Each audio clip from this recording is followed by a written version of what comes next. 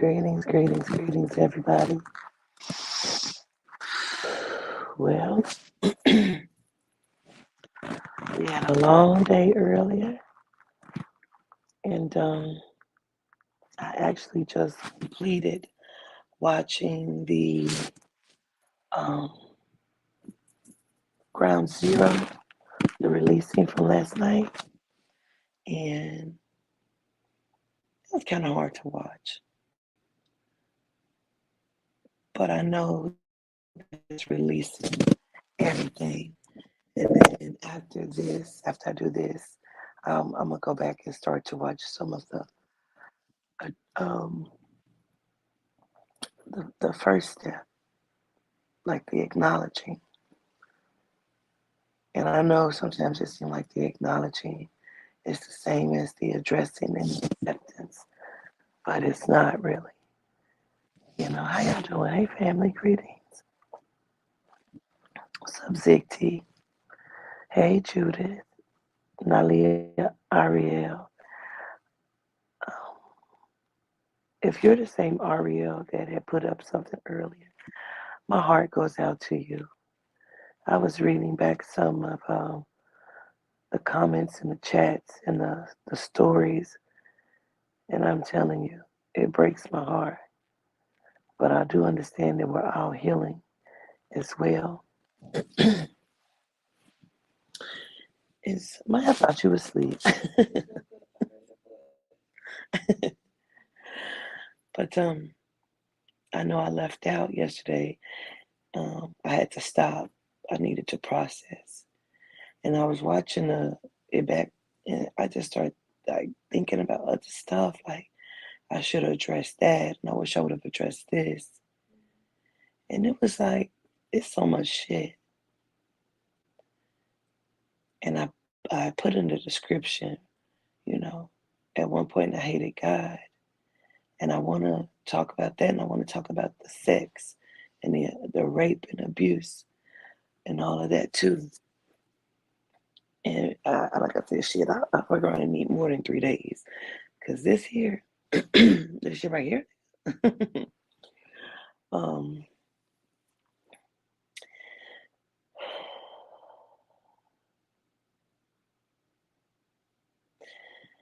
I think it's very traumatic for a kid, teen, preteen, even adult to experience so much trauma at one time. You know what I'm saying? And I'm gonna put my trigger warning up.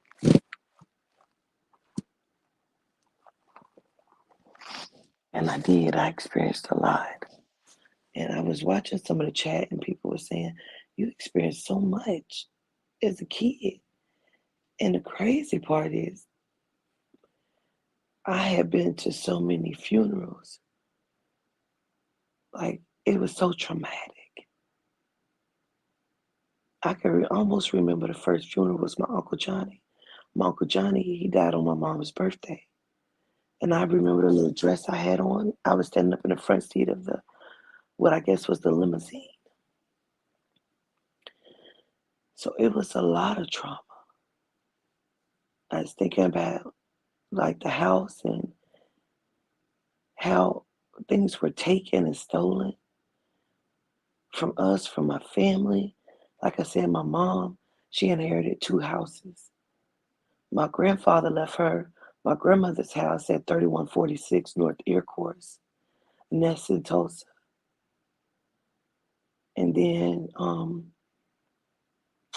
my aunts and them left my mom the house that we lived in that was buried up on the Indian burial ground.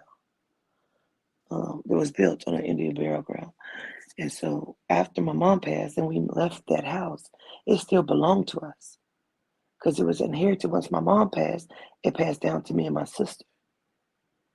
We have no idea to this day what happened to that house. We have driven past there. It's now a daycare. It's off, I believe, 31st and I almost want to say Mingo or something in Tulsa. It's not a daycare. It's like, what in the fuck? Who gets that money? Where's our money at? Did our stepfather sell it? Because he married her 2 months before she died. So did he get the money? We don't know. Nobody's ever told us. Excuse me.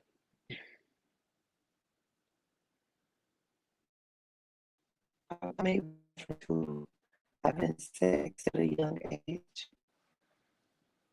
I started babysitting Mona's son, who got killed a few years ago. It's kind of heartbreaking for me because I never met at the time he was a baby. I used to babysit, but I was so in my mind when a baby, I would pretend to be my baby. And I had to eat so much, and realized I food.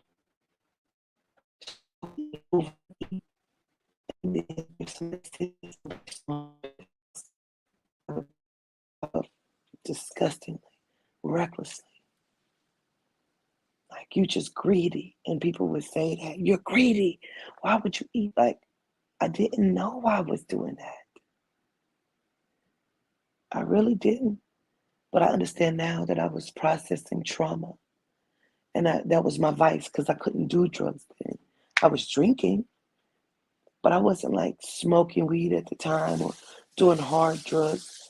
I just was eating and drinking and starting to become provocative. I'm breaking up. I might have to take the headphones off. Hold on.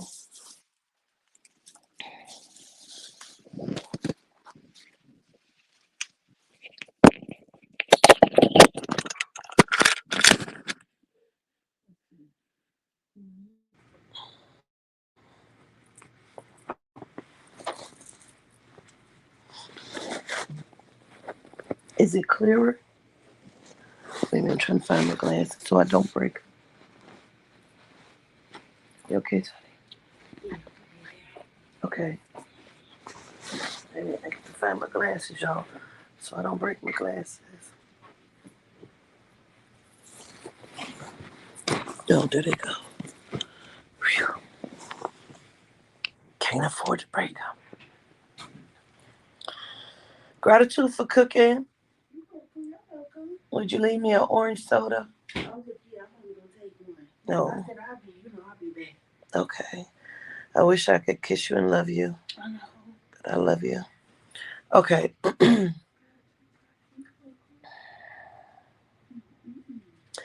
If I could have everybody take a moment to like, share, and if you haven't subscribed, subscribe to the channel, whatever channel you're watching from. Please take a moment to like and share it. What she cooked, she made some plant-based hamburgers, plant-based burgers, and you say your tummy is preparing for the second one? Oh shit! And French fries, and it was delicious. Yes, it was. And she had made them like, if y'all from Cincinnati, you know what Frisch's Burgers is. She made them like Frisch's Burgers because she had went and got a jar of Frisch's tartar sauce, and you know Frisch's Burgers come with Frisch's tartar sauce on it. So she made them that way. It was so delicious. But Maya don't eat tartar sauce, so hers had like mustard and ketchup or something on it. But Maya said it was delicious. Drive careful, Toddy. Just text me, let me know you made it, okay? Okay. I enjoyed you too. I'll probably be back tomorrow. Okay. So here we go.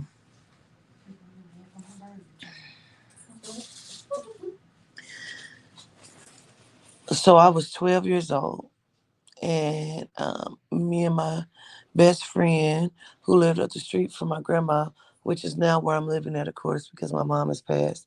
And at this time, my sister is still staying with us. She's kind of started hating me, but All right, Toddy. The hate isn't full, okay?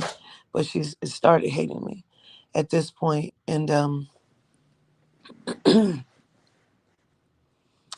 I was starting to just be my own person, and I had my best friend, and we starting to do stuff, and my sister started doing hair, so she was doing everybody's hair damn near at McLean High School because that's where she went in Tulsa, and Dookie braids was just coming out, so she was doing my Dookie braids, and me and Creisha was taking pictures. I was in the 6th grade. I was 12, like I said, and I had met my sister's friend. I was just meeting him, just meeting him. His name was Jerome Johnson. And oh gosh. I ain't even got into it yet. What you about to cry for? My God. Jerome was my first boyfriend, my first real boyfriend. And him and I started talking, and he was driving, so he would come. And how old was he? He was 18. Okay. And then also, I'm going to say this too, because I saw somebody had a question about how old D'Angelo was. D'Angelo probably was like 17 at that time. And we were like, I had to be every bit of 8 or 9. Because I think my best friend at the time was like 10 or 11. And he was like 16 or 17 when he wanted to play the game to see who can get it hard. So I just wanted to answer that question for someone who had asked that. And so Jerome and I had started talking and dating, and he became my first real boyfriend. And he and his friends would come over and shoot dice. Rabini, Bobo, they all went to McLean, and they knew my sister. My sister was, she dressed. My sister Trish could dress her ass off. She did hair, so her hair was always cute. Um, and she was cool as fuck, and all the guys knew her. So they would come over from time to time, and they would shoot dice on my grandma's front porch. And so he had happened to see, Jerome happened to see a picture of myself. And when he saw me, he asked Trish who I was and if she would hook me up. And she was like, boy, that's my 12-year-old sister. And he was like still interested. He didn't give a fuck. Because again, I didn't look like I was 12. And so him and I started talking today, and he would pull up and we would sit out in the car and talk. And he, the first person to ever give me anything, he gave me a teddy bear ring. And it was real gold because everybody was wearing gold then. And he bought it for me. And this particular night um, was my first time, and it was super traumatic. My life was full of tragedies, I swear for goodness.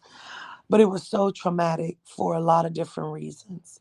Okay, one, because it was my first time. It hurt like a motherfucker.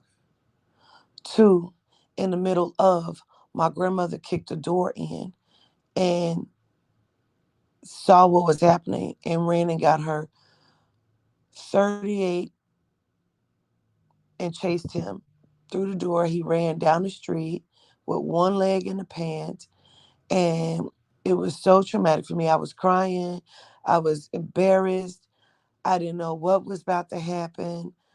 Um, I was triggered because I just wanted my mama. And I just asked, I was begging for her to forgive me. And I was scared that she was going to tell my sister Trish, and I was asking her not to say anything. And she was like, you better never do that again. And I didn't think that she would come in there because she had been sick all day. She could barely move.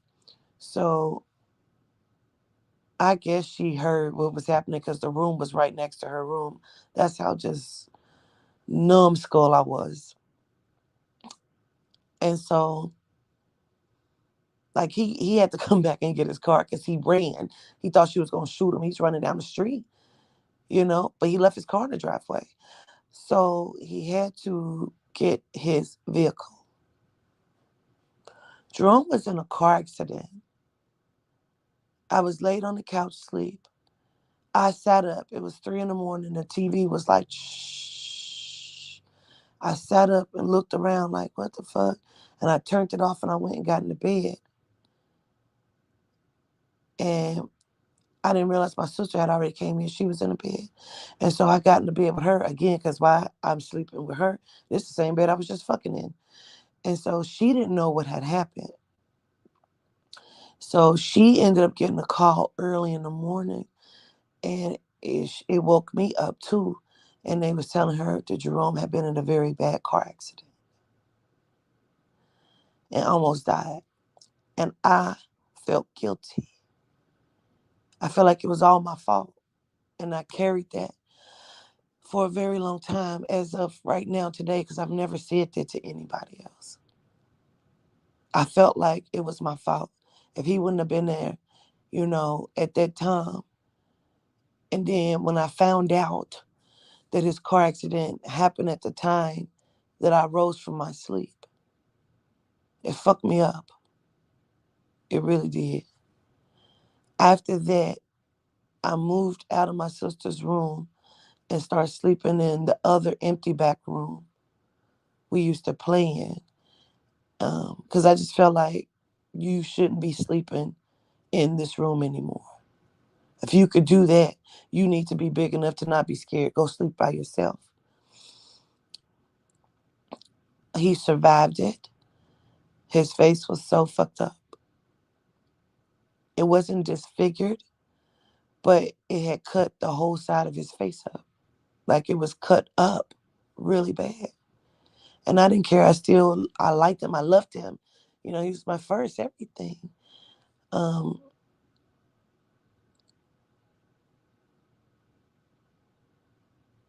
I hurt him later in such a way because of my brokenness. Because he really wanted to talk to me. And then I had heard about his girlfriend, his ex-girlfriend, that, he had been kind of whatever, supposedly talking back to, named Tracy. And he kept telling me that wasn't it. Like, that he wanted to be with me. And I couldn't hear that. So other guys had started wanting to talk to me and had been lying on me anyway. And so I just told him, like, I don't want to be with you no more. I want to talk to other people. And that crushed him. That fucked him up. You know what I'm saying? So I became promiscuous, but it didn't happen overnight. Like, once my sister moved out and act like she didn't want to be around me, because she first moved out from the stepfather. Then when I went to stay with my grandmother across the street with her, she moved out and stayed with her stepmom and her step grandma that I had no affiliation or connection to. And so then when that happened, I went to stay with my best friend, Kelly Day, at the time. Her and her mom took me in, and I started staying there. And that's where everything started to happen. Um, I started fucking with this blood named Danny Owens. Fucked him, didn't know that all the little boys at the neighborhood was at the window watching and laughing. That was humiliating to me. Oh, here we go.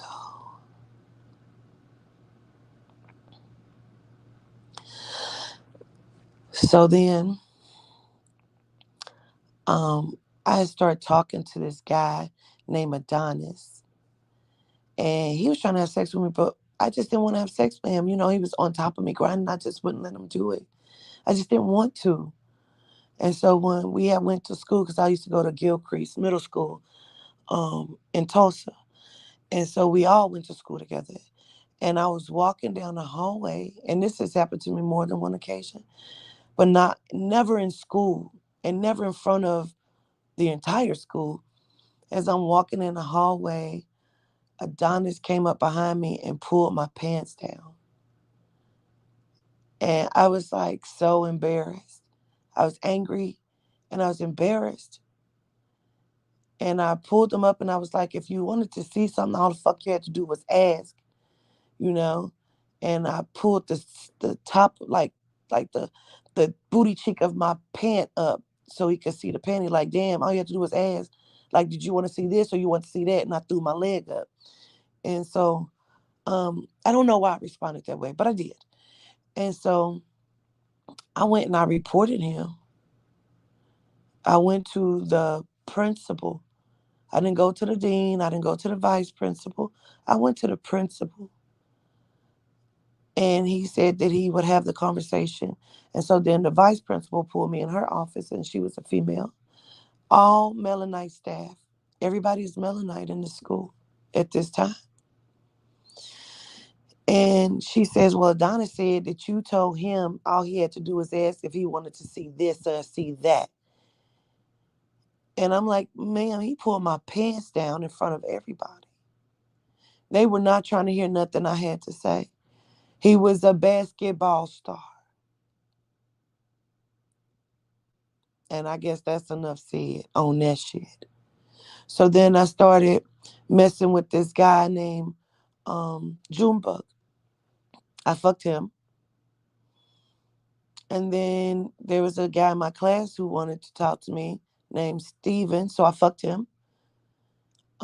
And all the little boys, I didn't know they were at the window again. Found that out later, humiliating to me. And when I say later, I mean directly after they were at the window, laughing and banging on the window. He basically let me know that they were out there, and I was embarrassed.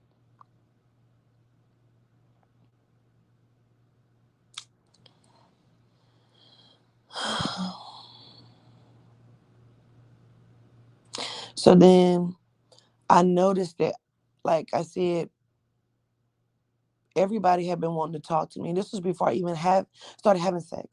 And I had started dating this guy. Rest in peace to Kunta Jordan.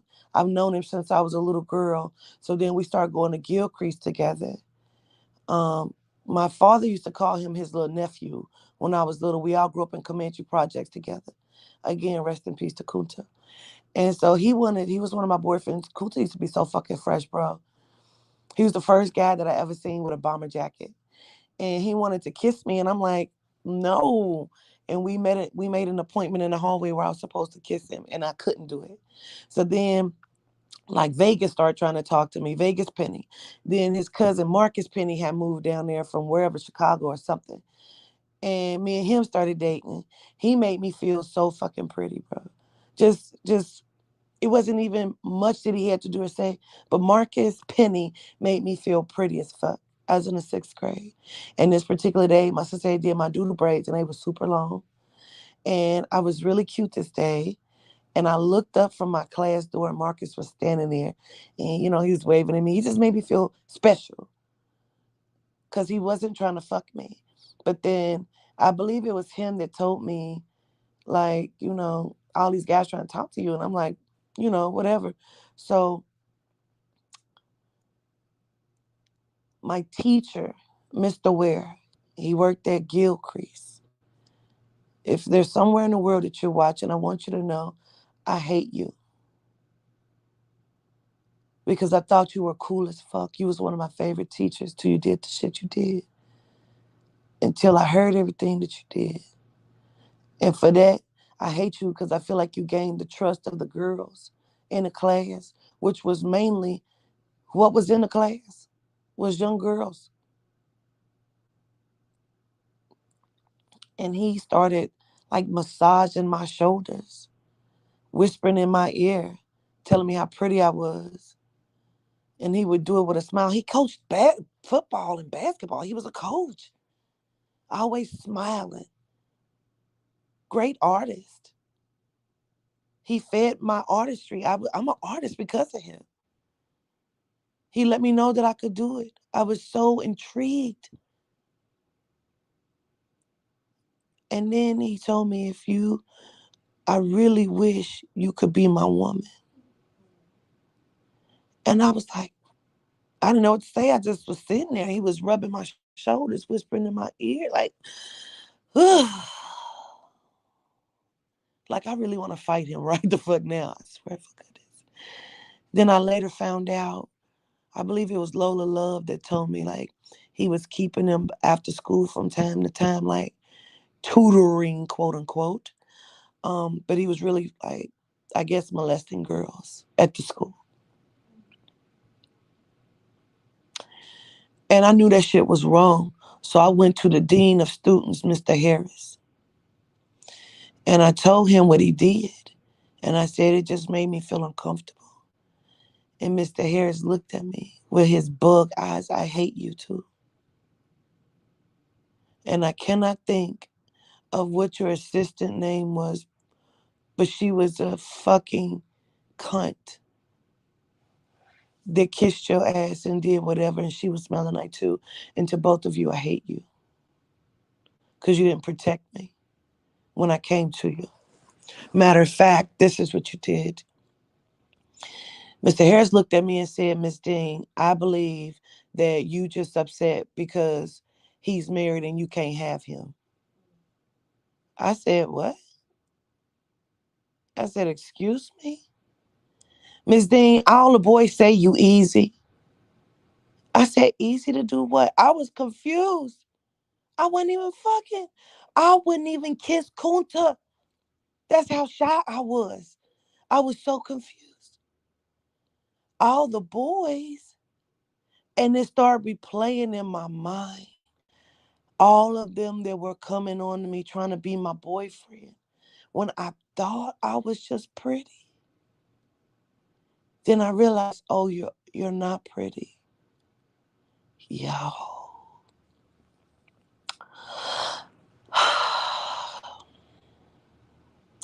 I said, easy to do what? Miss Dean, they all said that they having sex with you. My mouth dropped. I said, what? I said, I'm not even, I'm a virgin, Mr. Harris. He said, Miss Dean, and that's all I can remember. I do not remember what he said after Miss Dean. I do not remember leaving his office. I do not remember what happened for the rest of that day. I don't remember pretty much school after that, except for a couple incidents. I remember Brandon used to jack off in class. He used to put his arms in his shirt and jack off. I remember the Hispanic girl named Isabella because she used to let me play with her hair. I remember the one bitch who ended up having kids by Vegas Penny because she wanted to fight me. And I told that bitch whenever she was froggy that we could get it. But she was a bully of the school at Gilcrease. She was super tall, bald headed bitch, stiff back, big booty. And she was a bully. And she thought she was going to intimidate me and she didn't. And really, after that, I got suspended because I started writing on my pants, just writing cuss words and everything.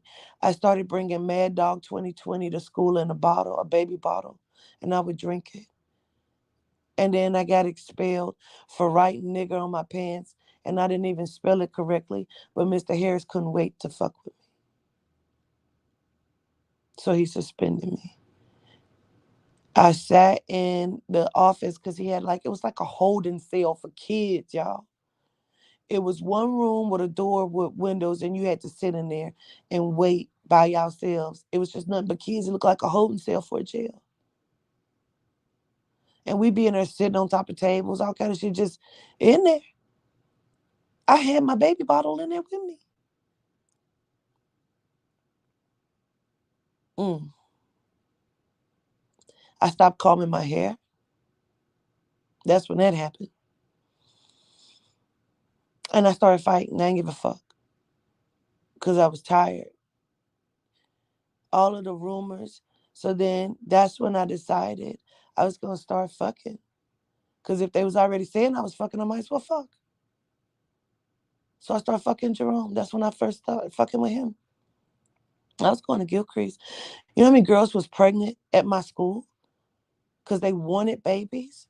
So then I started wanting a baby because they were pregnant. It was so intriguing to me to see the stretch marks and see the stomachs. I started skipping. We would go through Mr. Ware's class and skip. Start skipping with Tamisha. She was dating some neighborhood crips. They were all older. That's the first time I ever smoked a blunt. I thought we were smoking out of brown paper bags. I didn't know what the fuck. I was high as a kite. I was free in my mind. I started stealing my grandma's cigarettes out the ashtray and different shit. I remember doing all kind of shit. We would steal and drink her cooking wine and drink that shit.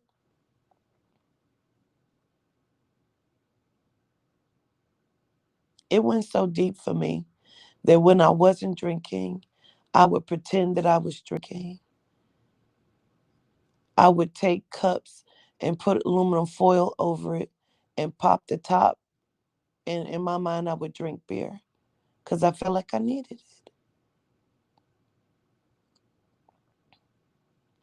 So then we were kind of like more over to the step grandmother's house that was across the street from my real grandma, and that's where some of that molestation came in at. Now my other cousins, they had did certain things to me, you know, like pulling my legs up, like they fucking me and shit. But I would be embarrassed. Like the guy Reggie down the street started fucking my sister. She was 11 at the time. My sister, who I was the same age, that means I was 11. And that's when we would be out in the front yard. I was a tomboy, so I was wrestling. I didn't know that he was being sexual with me. I just thought, you know, and I was 11. So at the time, like my hygiene wasn't what it should have been because who the fuck was teaching me? Before my mom died, she would make us take baths and shit, get in the tub, wash your panties out. Yeah. She never talked to us about proper hygiene. She never talked to us about sex for real. Our sex talk was girls got three holes. One you pee out of, one boy stick you and bleed in, and one you shit out of. Don't do it. That's all I remember. Except for the one time we got beat so fucking bad because of something that one of my other sisters did. Got caught talking to a boy. And this is one of the times we had to get in the tub and not dry off. My skin was broken all over my body. Mm.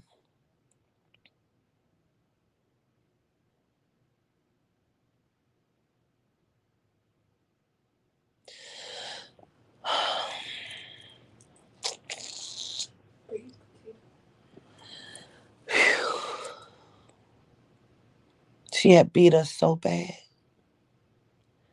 Like the webs were opening.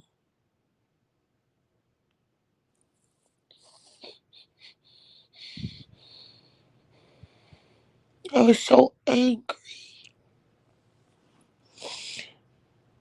And they sat us down for probably about an hour after the whooping, the beating, and talked to us about if we ever have sex, like what they would do to us. And then my stepfather, he said, and gave us in vivid detail how this man had raped this girl and stuck his whole arm in her inside and pulled all of her insides out. And that's what was going to happen to us if we ever had sex. And we were never to scar up our legs. He said our legs had to always be beautiful, and we better never scar our legs.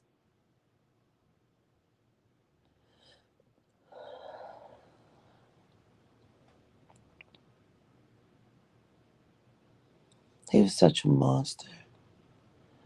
He would plant money in the house. My stepfather. This particular time, it's this the one time that sticks out. I believe I've talked about it before. He would plant money in the house. He would steal stuff out our house. He would steal our Christmas gifts, and he would take them to his other families and women. And his children lived there with us. He was stealing from us, them too, their Christmas gifts. And he would beat my mom afterwards and say that she was fucking different men, and that's who was stealing it, or that her brother Buster was stealing it and fucking my mom. And he planted money one time under the couch cushion. And when we came home, we had had a good day that day too. And He started talking crazy, asking my mom who she had in the house. And she was like, Charles, don't start that shit. Ain't nobody been in this house. And he flipped over the couch cushion and said, where the fuck this 20 come from? And we all knew that he put it there. Why? Because my mom didn't play about the house being clean. We used to have those little things that look like brooms called whisks. And we used to have to take that and sweep under the couch cushions. So we knew there was no money under there. My mom kept saying she didn't know how it got under there. Somebody had to put it there. And that was the day that he beat her up really bad and smashed her head through walls and through mirrors. Oh my goodness. That was the day I got pushed down for trying to help her. I was screaming like to get off of her.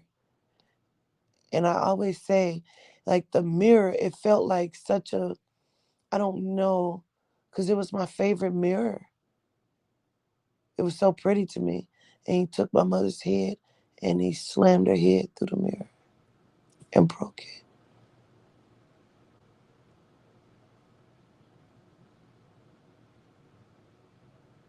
Damn. In this moment, I can kind of remember seeing my mom on the floor in the kitchen where he had beat her up. Damn.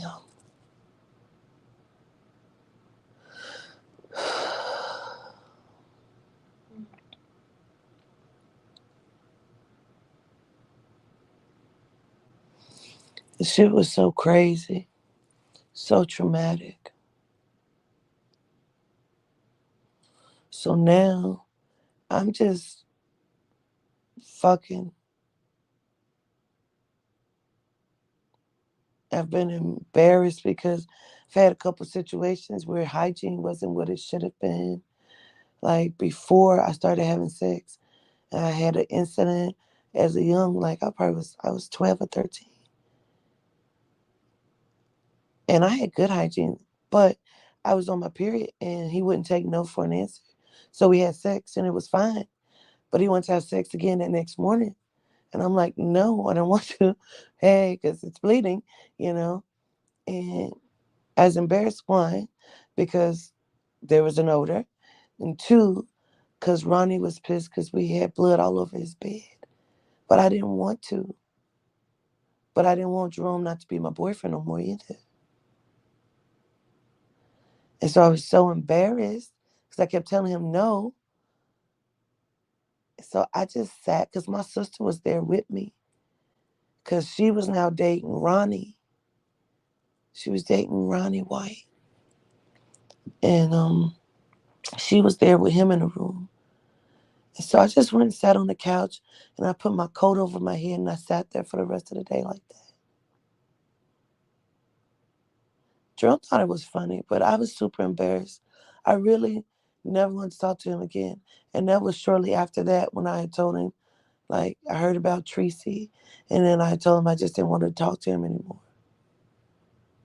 Jerome and I talked again right before, because once I just lost control at Gilcrease, I was in the seventh grade. At this point, I went crazy at that point. So the beginning of my eighth grade year, I became a cheerleader for Gilcrease. Um, my grandmother in Cincinnati had sent me all of the money. I needed $75. She sent it to me, and I was able to get my uniform and everything that I needed. And I went to practice, and I was so shy. It was me trying to just come out of my shell and be different and be out, you know. I just wanted to talk and to be liked by people. And we were practicing in the gym, and everybody was running. And why me? I'm the only one in the gym. And I was trying to run, and I was trying to run and keep up with everybody. And I'm the only one that found the fucking water on the floor and slipped and fell. And I was so embarrassed in front of everybody because I was so shy. It probably seemed stupid, but I was so shy that was super traumatic for me because everybody was laughing. I just felt like it was always something where I was being embarrassed or somebody was pointing fingers at me and there was already rumors about me. So I just wanted to be accepted. And I didn't want people to want to fight. You know what I'm saying? Like, I was tired of the boys harassing me at that point. It was just a lot. I got to cheer at one game. And so I got sick of my cousins being on top of me and doing all this other shit. So I had started talking to one of my cousins from Cincinnati. Him and I would talk on a regular basis. Mm, I didn't realize I was being groomed for the second part of my fucked up life. And he would talk to me all the time because he just made me feel safe. So then I started talking to my daddy, and he had told me I had siblings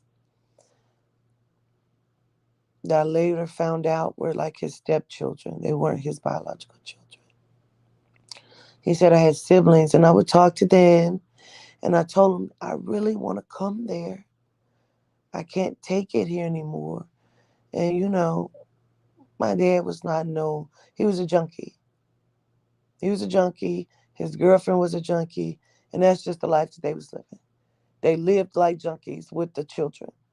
But I didn't know that at the time. I just wanted to be rescued. That's the fuck it. Just somebody help. Sometimes I couldn't even eat. Like there was a period, like, okay, me and Kelly just started wilding out doing shit. So her mom said I had to leave. Because Kelly got caught fucking in the house. So she said I had to leave. So I ended up having to go to my sister's stepmom's house where her and her son lived, and my sister's stepfather. May he rest in peace. I don't give a fuck if he's still alive. May he rest in piss. Piss. I hate him too. Gerald Drew, I hate you for all the ways that you fucked me up too. How you fucked my sister up, how you fucked my niece up. I hate you. May you rest in peace. And I couldn't stay there long because it was only a 1 bedroom. So I ended up having to go to my sister's step grandma house where she was staying at. That's where she had moved to after my grandma house. She moved there with her step people. She was very pissed off that I came there. She felt like I was following her. She didn't want to be bothered with me anymore. So she was there for a while. And then she moved out and moved in with her friend Regina, who still stayed out there in the projects. This was like, I think this was Morningstar in Tulsa. And I think a lot happened at that time. That's when a lot of the grown man had pulled me in the little cubby hole of the apartments and, telling me he liked me. And, like I said, I was like 12, 13. And he's like, he wanted to talk to me and shit. And, it was just a lot of that going on. And then my sister had got word of that. Like, why the fuck is she's pregnant at the time? She was 4 months pregnant. And she had got word that I was talking to him. I didn't do anything. He told me to come here, you know? He hit me with this. Let me tell you, because everything is relevant. I was on my period. And I didn't have no pads, and didn't nobody give a fuck that I didn't have no pads, bro. And I didn't know what to do. Why? Because I'm 13. So I was just rolling tissue up, putting it in my panties. So as I'm walking to the basketball court, because I was going to watch my cousins play basketball, because he was damn near a kissing cousin. He used to touch on me too, but whatever. When we talked about going skinny dipping the other day, Maya, and you asked, like, we was like, has anybody ever been? And I said, yeah, I was 12. This is what that was.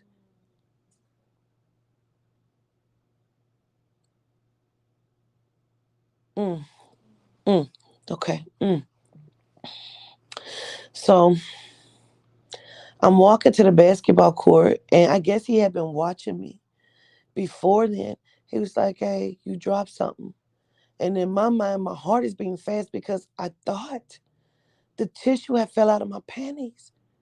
And I was so embarrassed, I was scared to look down. So I looked down and he started laughing. He said, you dropped this conversation. Come here, let me talk to you. And I'm like, oh, he's just one of those. Like, okay. So he like pulled me in a little, the little, you go up the steps like you go into somebody's apartment, the little cubby way. And he's telling me that he wanted to talk to me, thought I was pretty and XYZ. And I don't even know who seen me. And wasn't doing it's broad daylight. I wasn't doing anything. So then my sister told me to come here. So my brother was like, Trish, won't you? So I went in there and my sister had this long switch. And she, like I said, she was 4 months pregnant. And she just always was trying to be my mom at this point. At this point, it was over. You didn't like me. You didn't want to be around me. And at this point, it was like, fuck you. And I didn't give a fuck. I already found out because she didn't know, or I didn't know if she knew, but I thought she knew. So I was already in my feelings because I was talking to this guy named Sean. And this happened twice to us. This happened twice. I used to talk to this guy named Floyd. And he went to school with me, and I was so, excited to talk to him with his fucking fat ass. He was older than I was at the time. And I found out my sister, she had this new little boyfriend. And I can't remember what his name was till we found out it was the same person. He had changed his name. But it was like he had chose my sister, and my sister was like feeling some type of way because we didn't know it was the same person. So then I would start talking to this guy out in Morningstar named Sean. And my fake kissing cousin, um, him and these guys had beat this man up so bad they went in his house in broad daylight, put him out of his house, stomped him, beat him almost to death. And I ran to my people house to go tell my sister. And I believe she was pregnant at the time too. And they was in there and she was like sitting on top of him, like straddled him. And I opened the door and I was shocked because I never realized that my Sean was her Cleveland. I just closed the door back, told her like, oh, Rico got into a fight and closed the door. I could not fucking believe it. I was so angry with her after that, like, because that was the second time. And I thought, what is it about her?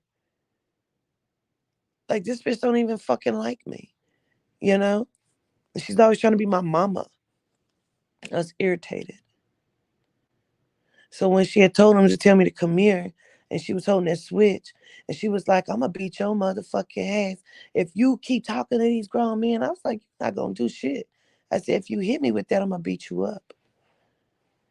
All I know is she swung the switch and it felt like it wrapped around my waist. And I was instantly triggered. I don't know how fast I got there.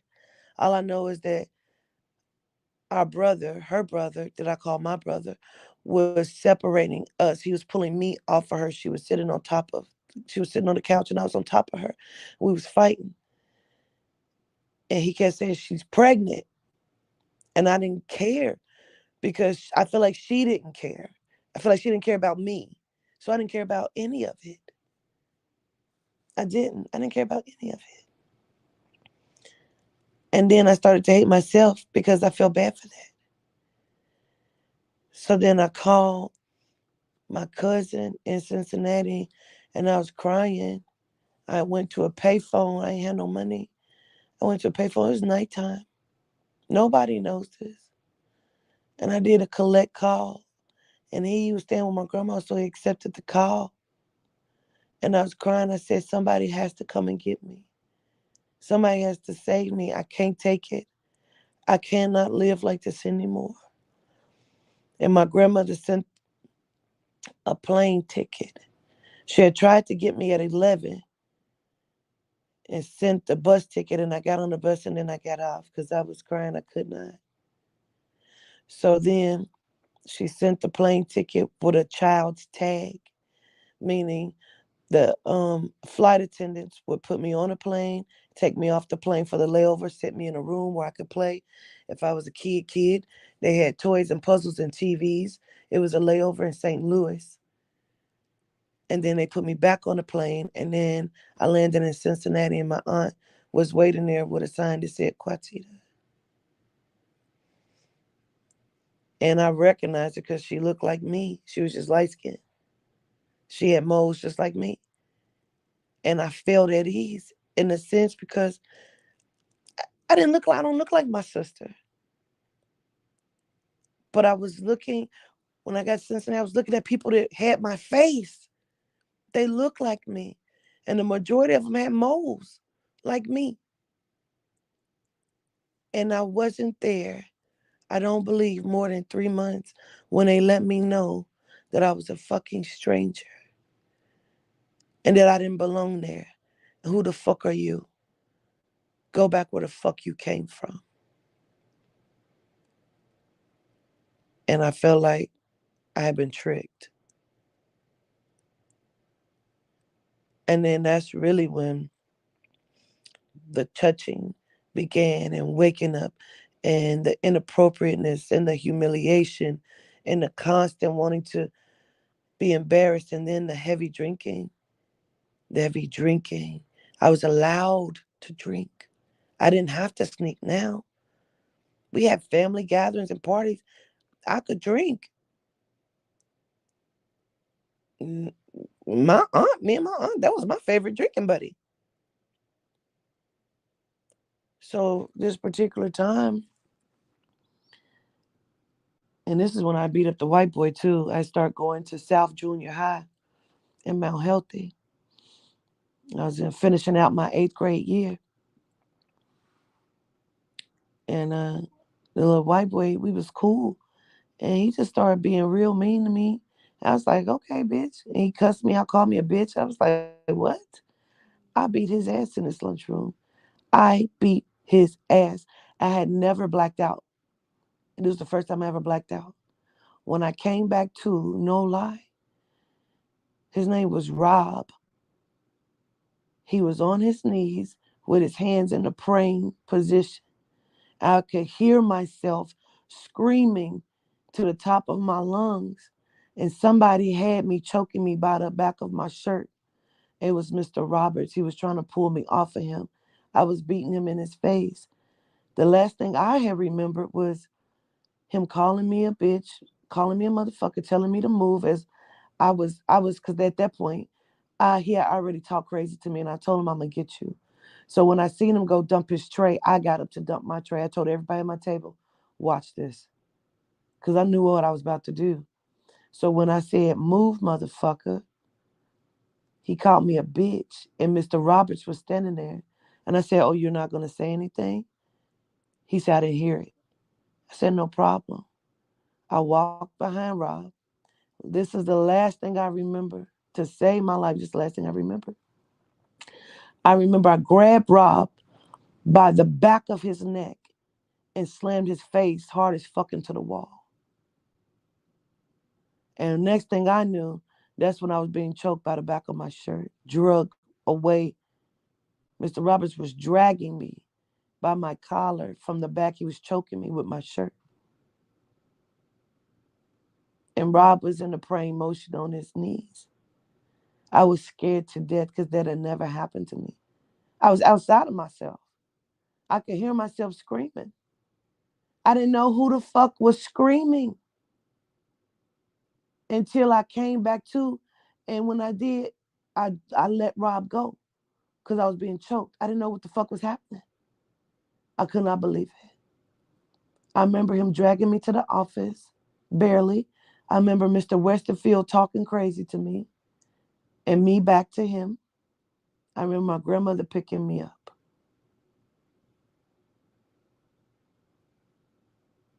After that, I understood my life was not going to change or get better. It seemingly was about to get worse. I started smoking cigarettes, Newports, with this white bitch, Jessica Mullen, because she went to school with me too. I would go to her house and she was smoking Newport. So then I started smoking. I was already drinking. My family house was the party house. Everybody on Neptune Drive, they knew us and they hated it because why? We was the party house. And my people was crazy. They would fight. They would fight each other. They would fight anybody else. They was quick to go shoot something up. They did not give a fuck. It was all exciting to me because I came from chaos. I was already used to abuse and all of the fighting. So this was my world. This was my zhush. I fucking loved it. I went to school every day. My grandmother made sure of it. My grandmother ran a daycare. She ran a business by day, and we would fucking drink and party by night and get up and do it all over again. My grandmother ran two businesses. My grandmother had a janitorial service. She cleaned for all the rich people in Amberley Village and Indian Hills and all of that shit. That's how she met the judge who would get my daddy and my grandma and them, my uncles and them off. He was a judge because he loved my grandma. And then she ran the daycare through Hamilton County.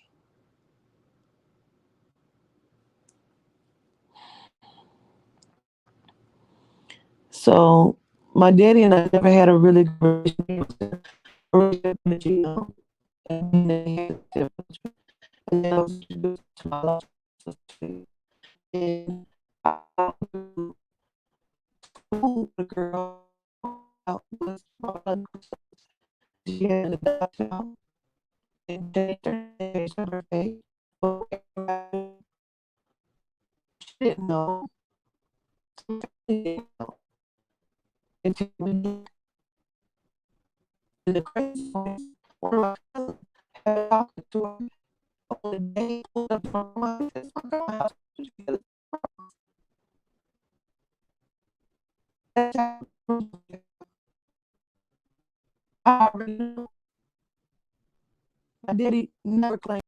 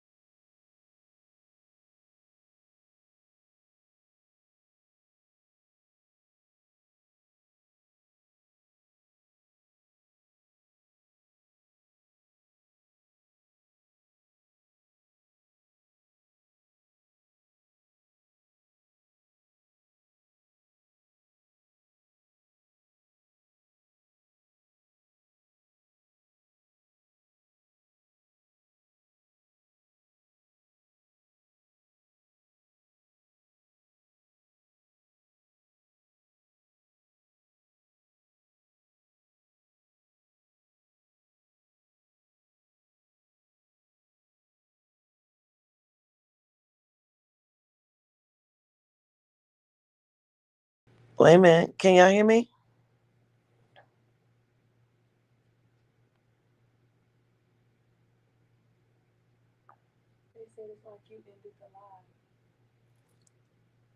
No, it's back. It clicked out. The phone had died. Didn't die. The service that stopped. But y'all can hear me. I don't know what's the last y'all heard, cause I was just in it. I was just going. I didn't started sweating at this point.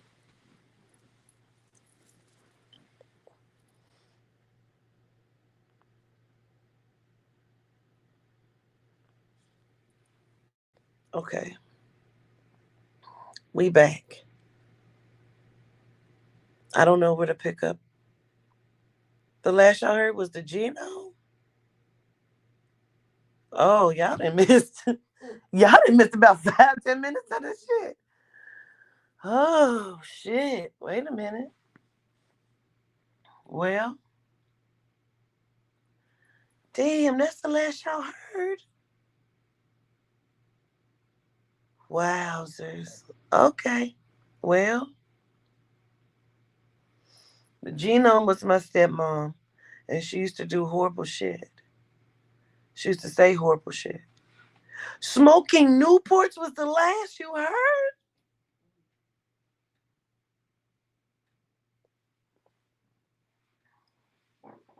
Yeah, y'all been gone for a minute. Yeah, I started smoking Newports. Okay, I started smoking cigarettes. And I was allowed to smoke and drink after that because I asked my aunt. My aunt said, "What's wrong with you?" And I said, "I want a cigarette." She was like, "You want a cigarette? You smoke?" I said, "Yes." So my aunt gave me a cigarette, so it was okay for me to smoke after that. Because my grandma told my daddy said it's her fucking lungs, let her do what she want to do. So that's what I did. I started smoking and drinking, and my stepmom, which was the genome, was horrible to me. I don't know how much of that you heard. And I started fucking with my daddy's best friend.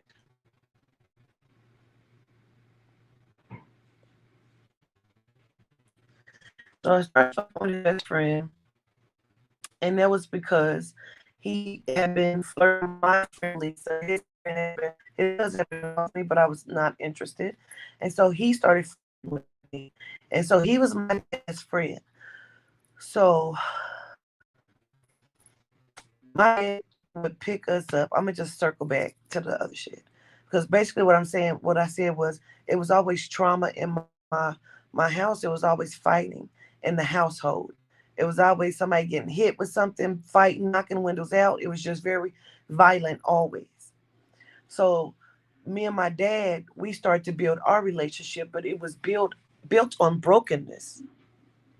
It's breaking up because they don't want y'all to hear this story. Let me see. It's my Wi-Fi, you know. Give me a minute. Let me turn the Wi-Fi on. Let me see if it'll help.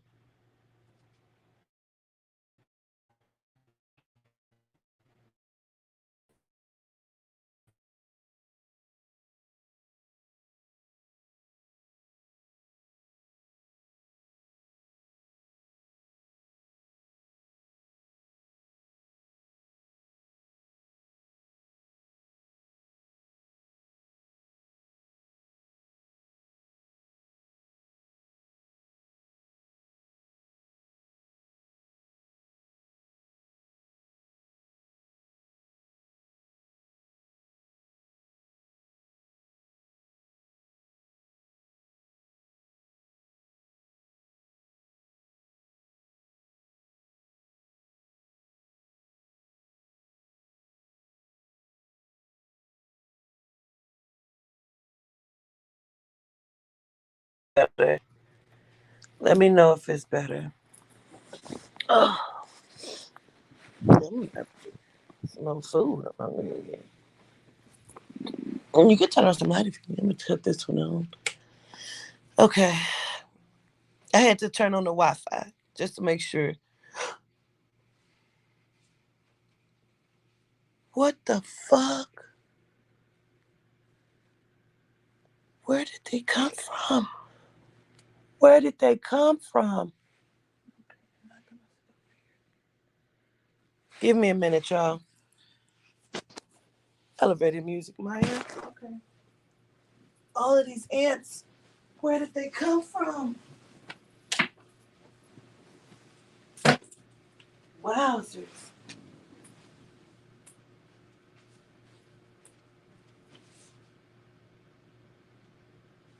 Oh, okay. Hold on. You got me fucked up.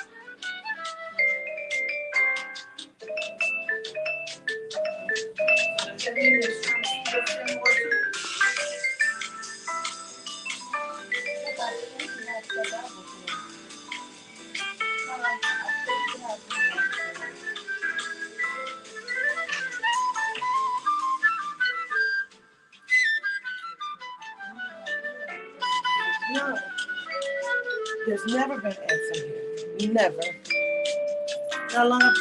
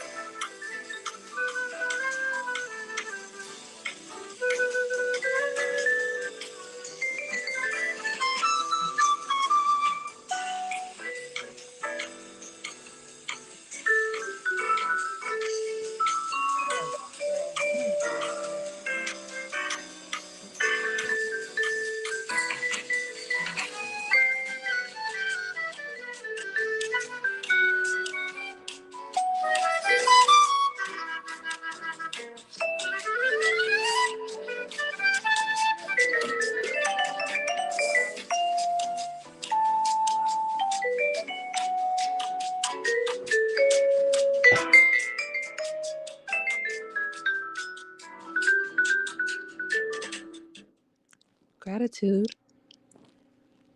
You are on a walk with the ancestors, Miss Dean's YouTube channel. We appreciate your support of the hate you give. Here we go. Step 2. Please continue to hold.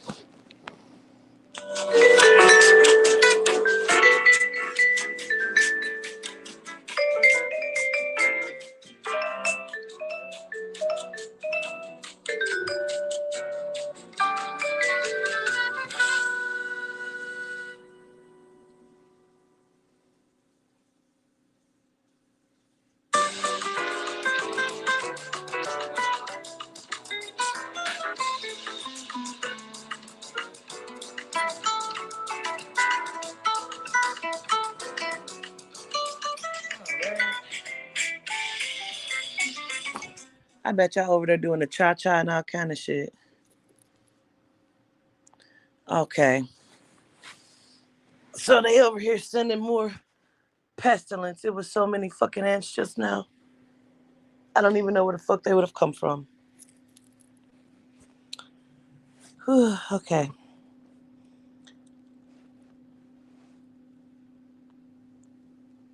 Please avoid blocking the exit. Okay. I entitled this one The Hate You Give, like the movie, because sometimes the hate we give is to ourselves. All of this shit, man, just started to make me hate myself. I really began to hate things, people, myself. I could find fucked upness in anything, anyone. Like, I see your fucked upness. And so, out of, the gun being pulled on me, my cousin pulled a gun on me and, just making me feel, I'm hot as hell. You hot? Okay, cool. It's probably just me because I'm moving. And that just fucked me up. Um,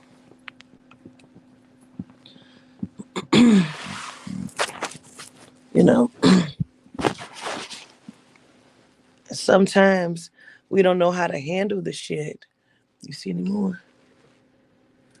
Um, and I didn't. I did not know how to handle that shit. So I increased in my drinking, increased in my smoking. Me and my friend, who became my best friend, um, we began like jumping in and out of guys' cars, just fucking everybody. I mean, I became so promiscuous. And we could use the word hoe. You know, people like everybody had their hoe moments. Listen, you can use whatever word you want to use. I was a broken, fragmented child that was promiscuous. And it became so bad. And I told this story before that my father was in a car with some guys and they was talking about bitches and hoes and all the little hoes they be fucking. And they was talking about these two little young bitches that they thought was this and that, and they trying to fuck them and the shit that they just did the other night. And my daddy like, hell yeah, where they from? They out here. Oh, what their name is? Oh, XYZ and Quatita. My daddy said he had to act like he didn't know. He was so embarrassed because Quatita, that's my daughter.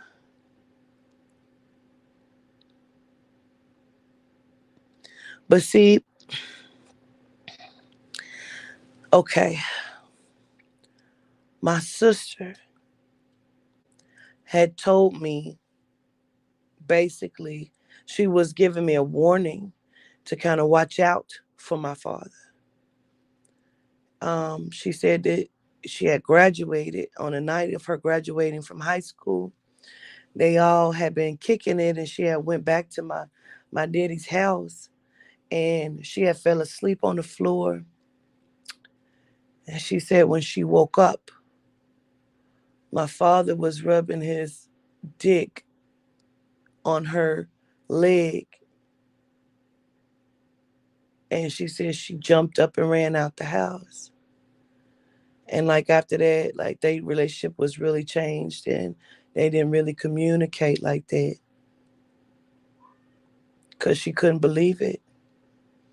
Then I started getting the stories from my uncle's ex-girlfriend and ex-girlfriend at the time. They were him and her were back and forth.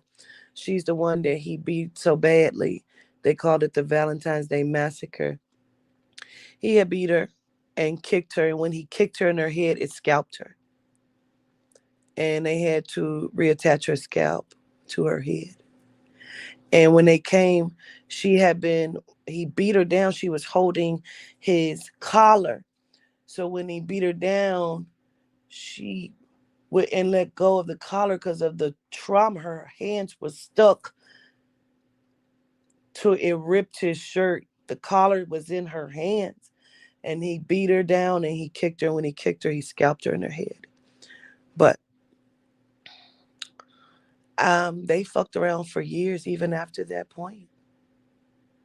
And she had told me like all of the ways that my dad, had like, the shit that they did.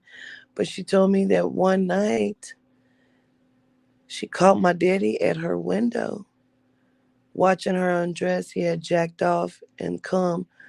He had left cum all on her window. That's when I found out my daddy was a pervert and a peeping Tom. Because I didn't know that. And then it was later that I found out that he knew that my daughter had been molested, that her little cousins, my little cousins, her big cousins, my little cousins, had stuck a pencil in her vagina. And she told my daddy, and my daddy punished her and put her in a corner and told her she was never to play with boys. And they wanted to try to keep that from me because they knew me. They know the turn up in me. They knew what I would do. I found it out years later when I took her to therapy. Um, and she had told the therapist that.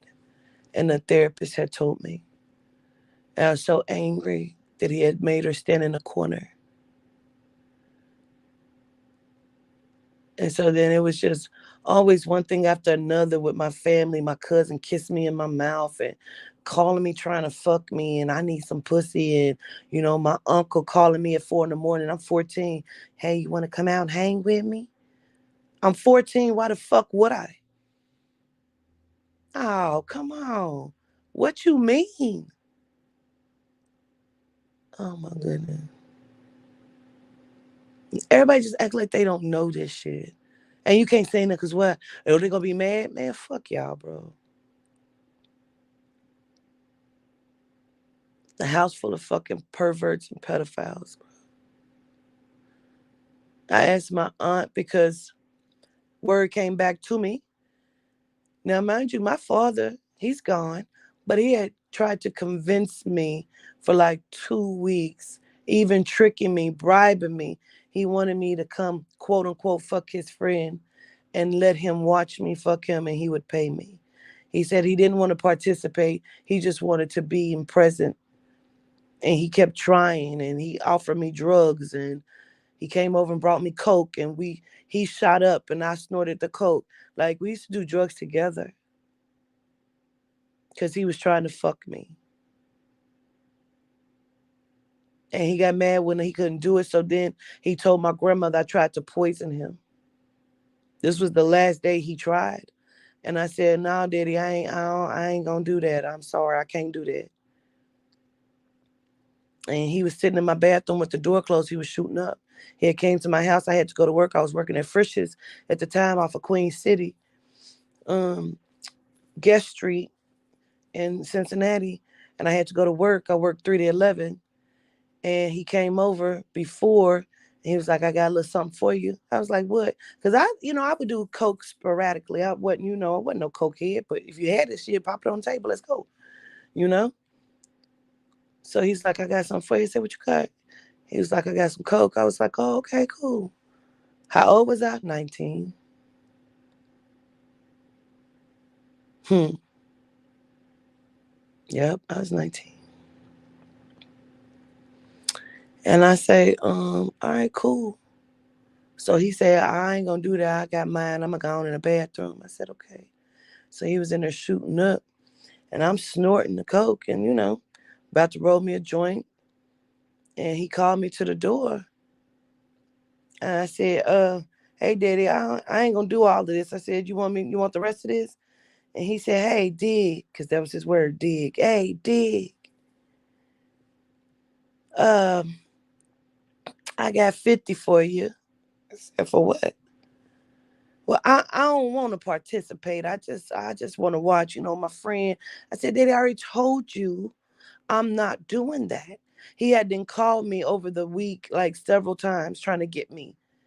And he had just popped up this day. I didn't think I never thought my daddy was just coming to see me. But he was still trying to make fucking fetch happen. So he ended up coming out or whatever. I gave him the rest of the coat. He leave. I get dressed. I go to work. I'm at work maybe an hour. The phone ring. Because at this time, I'm working a register. I do the drive through and I cash people out. I was also a server. But at this time, this day, I was working a register. And he called and I answered the phone. And he said, Quatita, what did you put in that dope? I said, "What? Daddy, what are you talking about? I'm at work. What did you put in that dope? You didn't try to fucking kill me." I said, "What?" I snorted some of that and I shook and passed out. "Yeah, you trying to kill me." And my grandmother and them basically told me I was no longer allowed at her house. And that happened quite often behind him. No matter what he said or what he did, him and his girlfriend cleaned out my grandmother's bank account while she was in the hospital. She acted like nothing happened. But soon as they had said that I did anything, I was always excommunicated. Don't come back over here. Don't bring your ass to my house. Like, it used to be the craziest shit, bro. And it's like, I really just wanted my grandma to, love me. But it just was always like everybody just loved my grandma. Miss Mabel, Miss Mabel.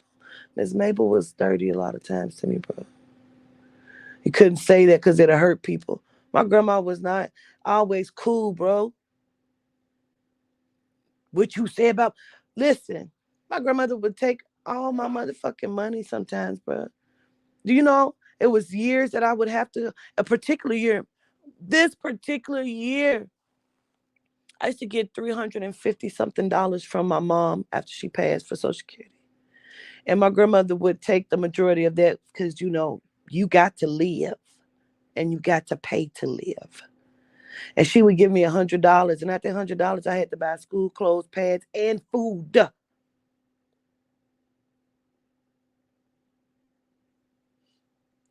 I didn't even have money for school clothes, bro. So then I didn't know what to do. So I went to Family Dollar and went school shopping. And they talked about me and my family. And the fuck would you do that for? Because who the fuck else was going to take me? So then she gave me a little bit more money and had my uncle take me up to Value City because my Aunt Kim worked there. And this is the day that I told him how it made me feel him fucking molesting me. And he said he wouldn't do it anymore until he did. They made sure to always embarrass me.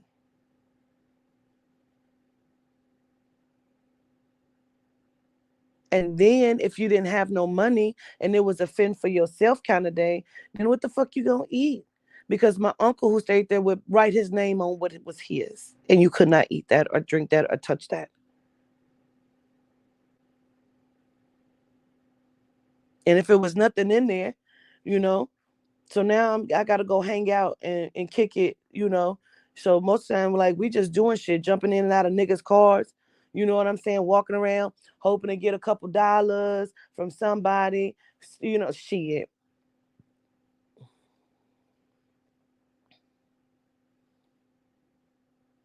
I just feel like nothing was ever made easy.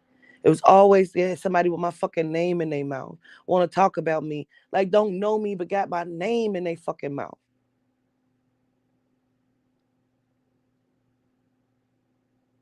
Like, the shit be crazy. And it's always been like that. But the crazy part is, I was always the cool motherfucker in school. I just didn't have the clothes that, Shalonda had or Tasha had or Zakia had or Ebony had or. Those were the popular girls. Those were my friends, but they were the popular ones. I hung with them from time to time. In school, we'd talk, you know, or I hung with Tiffany Lowe. She was my cool cat. And then I looked around and we all was getting pregnant. I knew why I was pregnant. My motherfucking baby daddy was 38. I was 16. And everybody was pissed. They didn't even know who I was pregnant by. So my daddy took me to Children's Hospital because I had been sick. I was throwing up. I thought I had the flu. I had been cramping, so I knew my period was coming. So that wasn't in my mind. Although I had got a reading and the lady told me pregnancy, a baby was coming. And that had slipped my mind because my friend Lisa was just at the end of her pregnancy with her friend. I mean, with her baby. It was just like me and my friends, it went like that. Roxanne got pregnant, Lisa got pregnant, I got pregnant. It was crazy.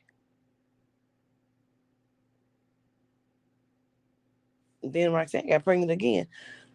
But Roxanne was grown. When I started hanging with Roxanne, Roxanne was like 25. I was like 15. Lisa was 17.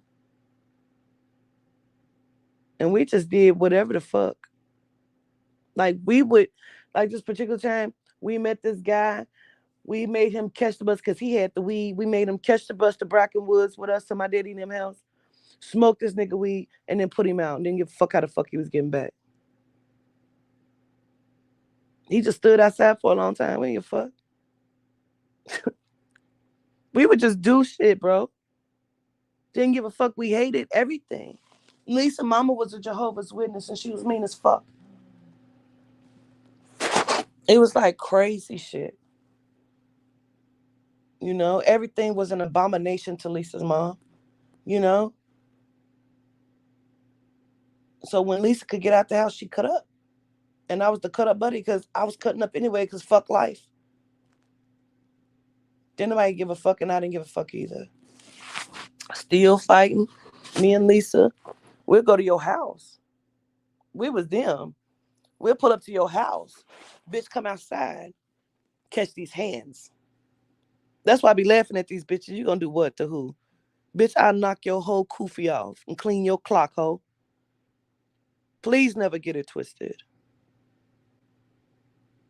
Bitch, I was that one. Ooh, girl. Please stop. Please stop it. Motherfuckers think they know you. They see a little bit of you and think you know me. Bitch, I would go to town. You have no idea. I just started looking around and shit and seeing shit. I had to fight. I was fighting over niggas I didn't even want to fight over. Like, I don't even want to fight you. You want to fight me about this nigga. I don't want to fight you. Cause I don't give a fuck. Fuck that nigga. Bitch, I'm about to go fuck another nigga. What is you talking about? Mm. I mean, that's where all the fighting really started. I became part of the black mafia bitches. And they didn't have a problem fighting. It was crazy. Yeah, it was. It's like crazy as fuck. And I got pregnant because I told this story before as well. Some of you don't know me, so you don't know the story. My baby dad, again, was my daddy's best friend. At this time, he was like 38 and I was 16. And because he was my daddy friend, I didn't think it was wrong to ask him for some money. We were all just standing around because me, my daddy, Eric, which is Toddy's daddy, and my best friend Lisa, who my daddy was at the time trying to fuck. She was 17. Don't worry about it. So we would all go just kick it. They would come and pick me and Lisa up and we would go get drunk. You know what I'm saying? That was our pastime. We would go do that. We would ride around the city. We'd go over Kentucky, go to the bumper. We would sit and we'd get drunk. I wasn't even fucking Eric at the time. Oh, you got that frequency? Mm-hmm. So this particular day, I didn't think nothing of it. My daddy made me feel so fucking stupid. Like we were all standing around watching and talking, watching Doug fix this car, and we was talking. My daddy standing there, so I'm standing there with my daddy, you know, and Eric is standing there too. And Eric pulled out a wad of money. It was a big ass wad of money, and I said, Eric, let me get some. Let me hold something. That's my daddy friend, so I'm just. And my daddy was like, come here, let me fucking talk to you. Come here, dig, Quatita, dig. Don't you ever ask no grown ass man for no money if you can't produce for him. I said, heard you. Now, if you're going to produce for him, that's one thing. I said, heard you. So the next time, Eric wanted to just pick me up. He wanted to get drunk, just me and him. We riding around the city. We go and get a bottle. We riding. I'm motherfucking 16. And at this time now I'm wearing the short shorts because I think I'm thanging. You know what I mean? So we get pulled over by the police. And the police said, y'all fit the description of somebody that just was burglarizing something. And I said, fit the description? He said, no, sir, this is my niece. I'm just taking her home. In that moment, it clicked in my mind, I shouldn't have been with him. Why only in that moment? That he knew he was wrong because you knew to say I was your niece. He took me to the crossroad. Ain't that significant like a motherfucker? He took me to the Crossroad Motel, and it was dark. And I didn't know if he was putting on a condom, but I was scared to ask him if he was putting on one. That's why I shouldn't have been fucking. I was too scared to even ask him if he was putting on a condom. So when Marshall said that, I understood what she meant. Because I was scared to ask him that. I heard the paper, so I was like, oh, well, maybe he is putting it on. Because I heard him opening it. So we started fucking, but it was quick, just like that. And so he started speaking Spanish, which I didn't even know he could do. And he was saying, like, basically, that pussy belongs to me. You'll never be able to have kids by anybody else. Um, and I got pregnant that night.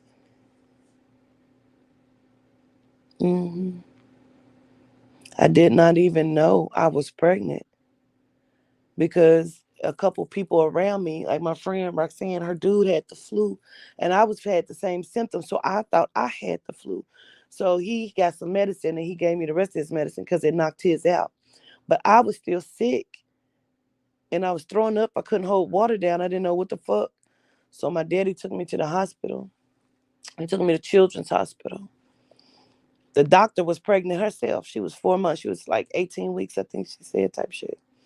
Some shit. And so she came back in and was like, one of your tests came back positive. And at this time, I'm like, oh, I got a disease. Oh my God. She said, your pregnancy test came back positive. You're pregnant. I felt like the air in the room got thick as fuck. My daddy looked at me. I looked at her. I didn't want to look at him. I'm like, whoa, what? So she left out.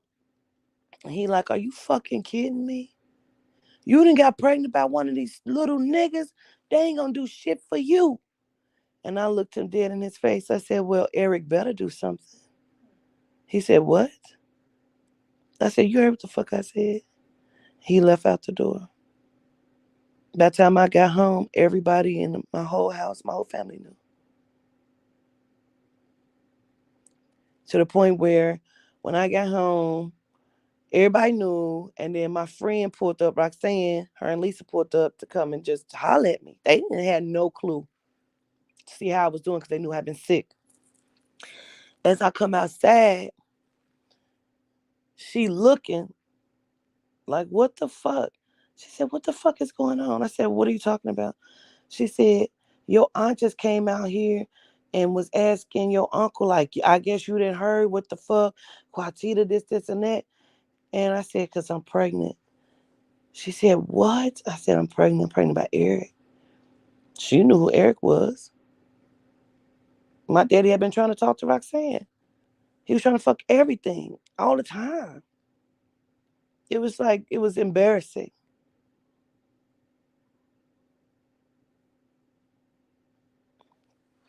So they made sure to embarrass me. And you gonna have abortion, get the fuck out my house. It was just a lot. So I was like, so you want me to leave? She was like, get the fuck out my face, stupid. So after that, like my grandmother wouldn't allow me to get a job. She said my schooling was important. You know, they talked about me like I was a dog, made me feel like shit. I don't know who the fuck don't get abortions. I done had 7 of them. All my aunts have had between 5 to 7 abortions. You can't miss what you ain't never had. I just feel like shit. The worst examples, bro. My cousin, oh, how dare you bring a child into this world? And what if it's a boy? How dare you do that? He ain't gonna have a father. You ain't shit for doing this. Like, bro, you even been less than me. What are you talking about? You one of my molesters. Like, what are you saying? And then you start fucking my sister. Y'all had started a whole relationship and had kids. Like, it was a lot. And not only was Eric my daddy's best friend, I didn't know at the time. When I first came to Cincinnati, my sister used to hang with a chick named Camille. Camille was super nice to me when I got there. She paid for me to get my hair done, took me, got clothes. Like, she did a lot. And she was talking about how her baby daddy was about to get out. And when he had got out, they had another baby and named him Lil Eric. Yeah, this was her baby daddy. And I was embarrassed because I honestly really didn't put two and two together like that. And I didn't even care, I didn't give a fuck because I didn't give a fuck about shit. I hated everything. I didn't care. Until she came over, I was like 6 months pregnant. My hair was standing on top of my fucking head. I looked a mess. I felt the mess. And I seen her come in and my whole stomach dropped. And she was coming through one door. And, our house, you could circle in and out of doors coming around. So I'm circling through doors coming in. She was like, come here, let me see. She rubbed my belly like, oh. She was so kind. She was more than a fucking woman. I feel like shit. I feel like shit. I was mad at my half sister. It was my sister's sister. So I call her my sister too. I was mad at her for bringing her because I felt like it was messy. Because she knew. She knew who I was pregnant by. Why'd you bring her over here? She never comes here. She has no reason to, you know? So I was pissed about that, but I felt more pissed about myself because why would you do that? She was nice to you. So I feel like I betrayed her. I didn't mean to. And I did not know at the time. Girl, I feel so dizzy. I do. I feel dizzy. I didn't know at the time that Eric was my sister's first cousin. I just thought he was my daddy's friend. I didn't realize he was my daddy's friend because he was my daddy's baby mama's cousin. And they've always known each other. I didn't know him and my aunt had something back when they was like 19, 17, and she never let me forget it the whole time I was pregnant. He wanted me first, right? Bitch, I don't give a fuck. Please go have him. You know?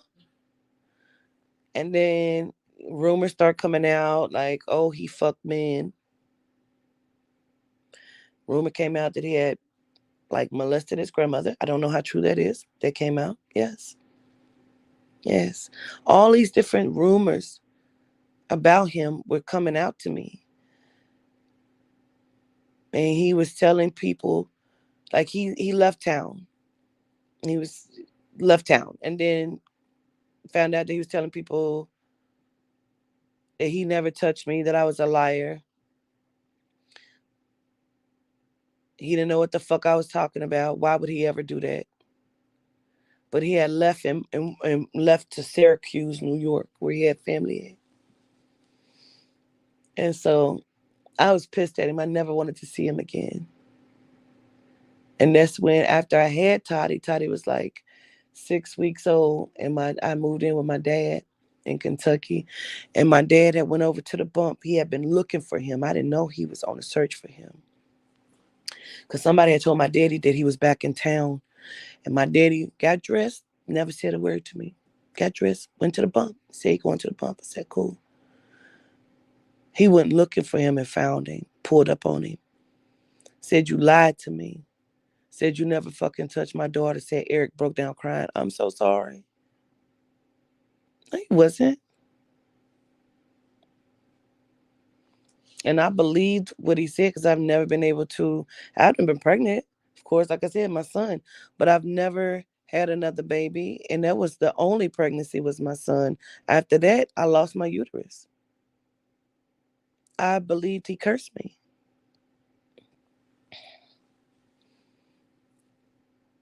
I was just like, it's craziness. He found him and brought him back. And that's when I told the story about how we was hiding in the stairs because I was scared to see him and I didn't know. And he moved in that night, no questions asked.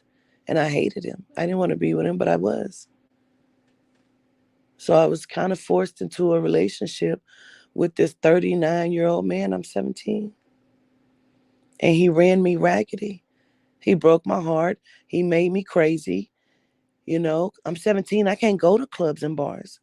But he could. And he was there every day, fucking with bitches every day. Like, what the fuck is going on? Like, now he putting his hands on me. Like, a nigga had me up by my off my feet by my throat. I'm calling my daddy. My daddy was upstairs getting ready for work. I'm calling him, help.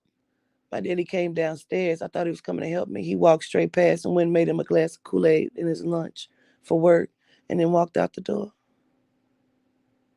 He said, you my daughter, but that's my friend. I'm not getting in there because you'll still be with him. And me and him will be falling out. I said, oh, nobody helped me except for his genome girlfriend. Because when he dropped me, he snatched my nameplate and threw it. And I took off the stairs. He grabbed me and he ripped my dress damn near off my body. And I ran. And I ran in a room and she blocked the door. And she was a big ass white girl. She blocked the door like, nah. And I'm talking shit like, let that motherfucker in here. Come on. Like, I was ready to fight. Because I was fighting niggas. I didn't give a fuck. But, bitch, let me get my bearings. Bitch, you choked me. I wasn't ready, you know? You took me off my feet.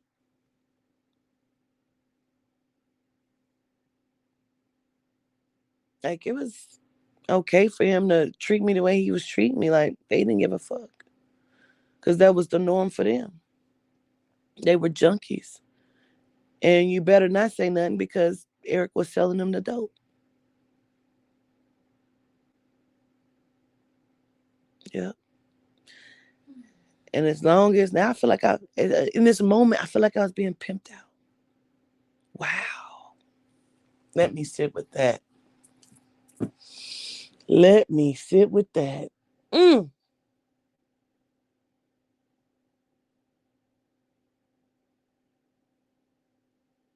Wowzers.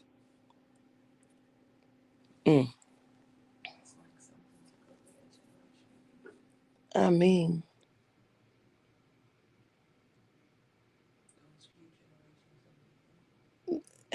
it was like, after that, it was like my family hated me.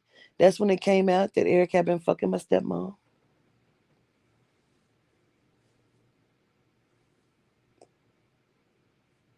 And then shortly after that, she started trying to fuck me. Yes. So they both had been trying to fuck me. Nobody wanted to talk about it. Like, nobody wanted to talk about why I was angry, why I hated everything. Toddy was my only salvation. She saved my life. After that, I didn't want to jump in and out of guys' cars. And, you know, at that point, I was having to, from time to time, suck a dick just to get toothpaste because wouldn't nobody help me. It was hard for me to keep a job because after that, my grandma didn't want to babysit. My grandma ran a daycare. The whole time I was in high school, she watched it for me. So then I started getting vouchers. And then she started watching it in. But then it was like my daddy did what he did. And then, I wasn't allowed at the motherfucking house. My daddy had me arrested at my motherfucking job because they was wrong. That's when they called 241 kids on me and said I was molesting my daughter and that I was physically abusing her and starving her to death.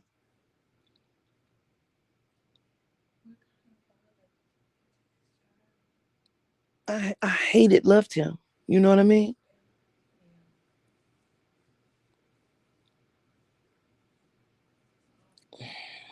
He's mad because I wouldn't let him fuck my friend, you know? And 241 kids came. They had already had me fired from my job.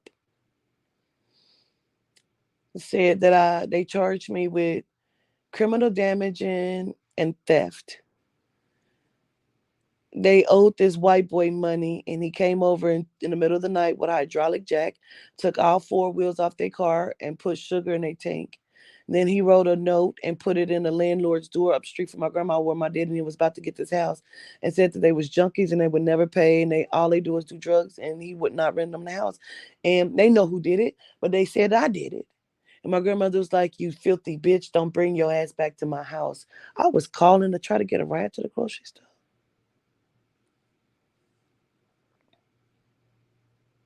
I was like, what? So then they called 241 kids on me and said that. So I had to open 241 kids case. And when he came, Gino Mail, he said that there was a call saying that I was molesting my daughter, that I was physically abusive to her, and I was starving her. He said, "May I look in your refrigerator?" I was staying with my cousin and his wife at the time. She's a white chick too. This is the chick that started fucking my baby daddy, but that's a whole nother story. Remember that one? Yeah, that's her. So I said, "Yeah." He goes and he looked in the refrigerator. The refrigerator is full of food, so it's the freezer. He said, "Are you willing to take a drug screen?" He came back and he sat down, and Toddy took off running. She jumped in my lap and was looking at him. And he was like, "Children that are being raped and molested or abused don't run to their molester. They don't sit in their laps. I don't believe you're abusing her.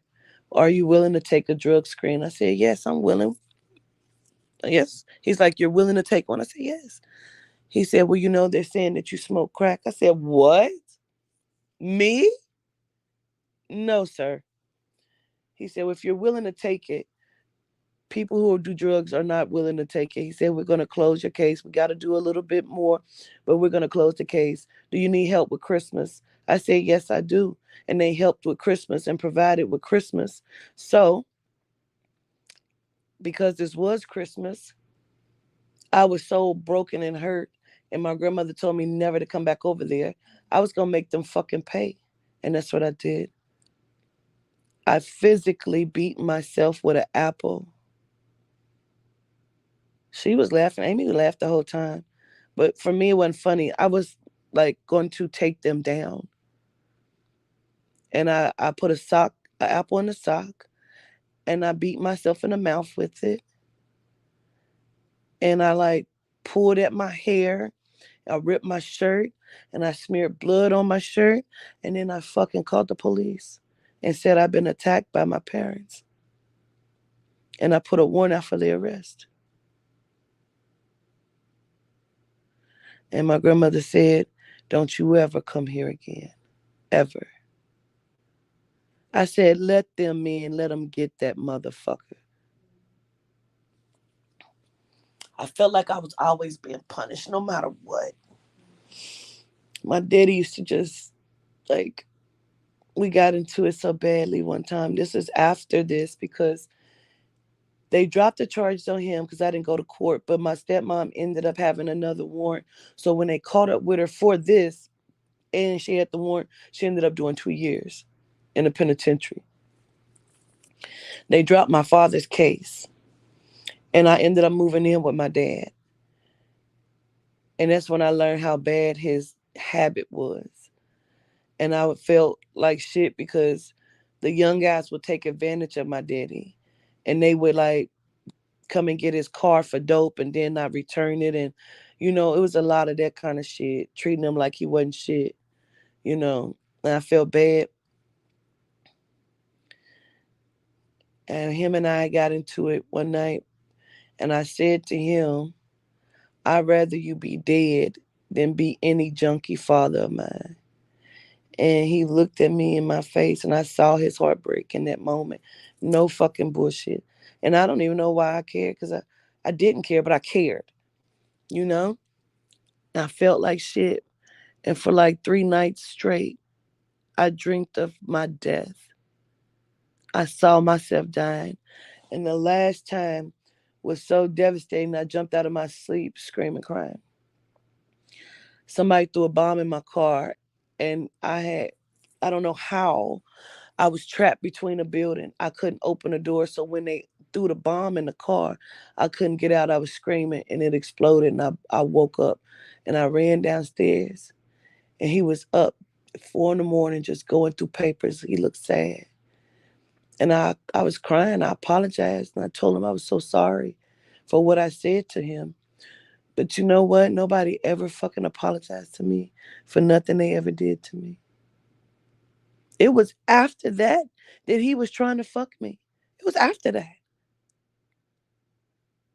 And then again, I wasn't allowed in my grandma's house because he was trying to fuck me.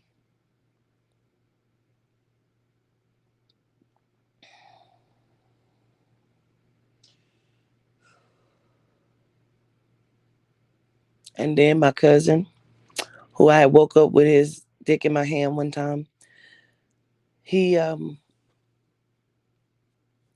offered me. He said, I don't want to participate. I just want to watch you and your stepmom. He called her by her name. Your stepmom fuck. I'll pay you. I said, what? At the time, he was laying downstairs on a couch in a house that he shared with my sister because this was now her man and they had kids. I never told my sister what he said. It wasn't until later that she even found out about the molestation. I could not take it no more. So it was after that that my stepmom came to me and was like, oh, somebody wanted me to ask you something. And I cut my eyes, and we had been doing coke that day, so she felt like she could. And she's like, somebody want me to ask you something. I'm like, what? Um, I told him, if you agree to it, then I would agree to it. But, you know, XYZ said he would like to watch us fuck. I was like, I already told him. Now I'm telling you, I'm not doing that. Okay, I mean, I'm just saying because he had asked, I'm not doing that. And I told him that. Now I'm offended. Now I need the coke. You know what I'm saying? I feel like I need the coke. Like the shit used to be bananas, bro. I'm like, what the fuck? So this is when I say I let myself get fat as fuck. Cause I was tired of being sexualized. I just started eating. I just ate and I didn't want to walk and my body would hurt and I didn't give a fuck. I hated myself. Hated the way I looked. Like I blamed myself for a lot of shit, you know? Why are you 17 living with your baby daddy who's 39 with his mom? Your baby daddy is 39 taking you to high school. So I started drinking heavy again. I would call him to have him pick me up. I couldn't even hardly function in school. Like, cause I would start breaking out in hives. Cause my nerves was bad. He had me fucking crazy. And nobody was helping with this fucking baby. I had postpartum. He was driving me insane, bro. And nobody gave a fuck. So I would have him pick me up. I'd be in the hallways crying. I never forget it. John Carroll was like, what's wrong with you? I'm about to go in and have a drink. That's what's wrong with me. He was the only person that ever asked. It's probably why later on in life I started fucking him, but whatever. That's a different story. But I was so fucking broken. So when I started staying with him and his mom, we wasn't allowed to come downstairs at night. We had to piss in the bucket in the room. It was hot as fuck in the attic, bro. We weren't allowed to come down because the attic came down into her room. You couldn't cook in her kitchen. Like it was crazy shit. And that was the one night I was staying there in the attic. I woke up. I said I had the dream, and that's when Princess Diana died. Like everything was always traumatic. Then he almost killed my daughter. I woke up, he was drunk laying on top of my baby. Spirit woke me up. Like it was always something. Always something. Him and he's fighting me, waking me up out my sleep, fighting me. Like I just wanted God, Jesus, to fucking help. So I became dedicated. I started going to church. I just was like, well, shit, I've tried everything else. Let me try this. Because at that point, I hated God. Like, because you took my mom. So I had cut that completely off. I had already been like picking up shit and not knowing why I would know certain things, about stuff. But I did, and I never paid no attention. So I just thought maybe I need to see what this is. And the more I've tried to figure it out, and like things would affect me, and I would go to these churches, but it never felt right. It always felt devilish. That's the word. It always felt fucking devilish to me. It never felt fucking right. But I stuck with it, and I made Toddy be respectful of it. You bet not fucking snap your fingers to gospel music. I'll knock your fucking head out. I was that kind. Like people was rolling joints with Bible papers. I was appalled. What? I wouldn't eat lamb because that was Jesus to me. No. Girl, bad.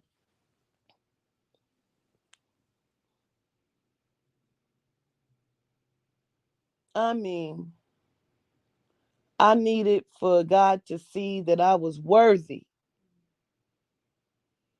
So then my cousin brought me Iron Mountain. And that is what sparked everything. I couldn't stop. I was hungry as fuck. Because, okay, this can't be right because this feels right. And if you don't know what Iron Mountain is, Iron Mountain broke down the Clintons. It broke down, you might as well say, it told about the Illuminati, period. And everything fucking registered. It felt right. Then I discovered John Edwards and Sylvia Brown and all of the psychics. And that registered to me. That felt right to me.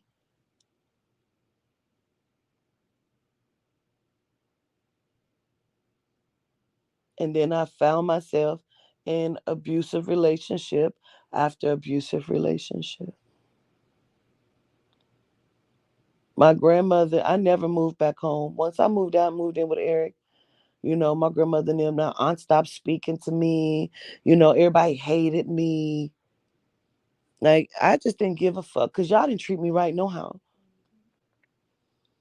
Then I got in the relationship with the white guy who became abusive to me, was molesting my daughter, I didn't know.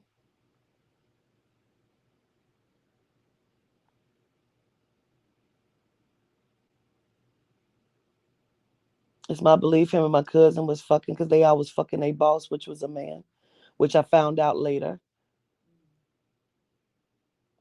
This is the white guy said used to ask me to fuck him in his ass.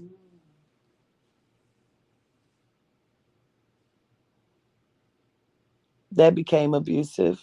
He put his hands on me twice. And that was kind of enough. We went through too much. I was like, I'm not going through this. So I left him be because he allowed the black girls that he was fucking dope heads because he was a dope head and I didn't know it. They stole all of his money. I told that story too about how I cut all the pussies and titties out of his Playboy magazines.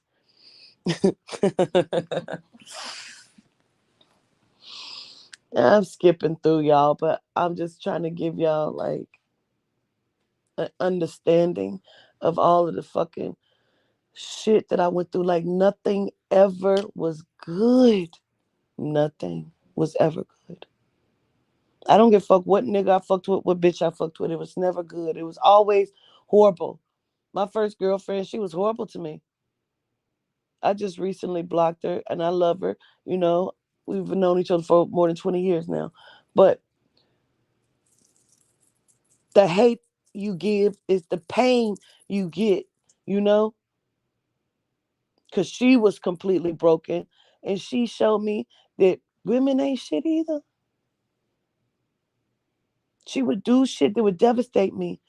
We live together and she's getting dressed and I'm like, where you going? I'm going to fuck this nigga. No, you're not. Yes, I am. Like, my heart is crushed. Broken. Because you're not supposed to be like that. You're the woman. Women ain't supposed to hurt other women. You're crushing my soul. And you don't give a fuck. She fucked my little cousin in my face. Like I'm sitting there. Nobody's listening to me. Everybody's making me seem like I'm the asshole.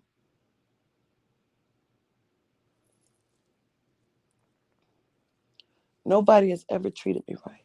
Never.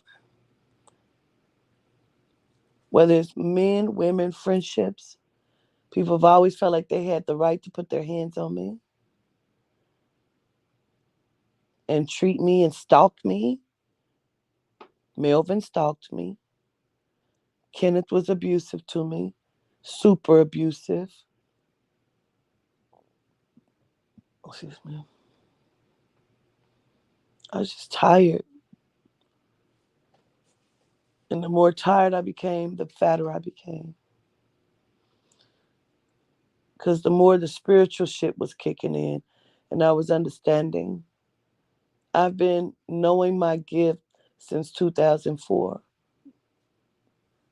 It started to come out and I started to give messages in 2002. My gift fully awakened. I fully awakened to my gift when I was 33. 2013. And it just got stronger and stronger and stronger. And here we the fuck are. And you've seen for the y'all witnessed like at least 5 years of the abuse.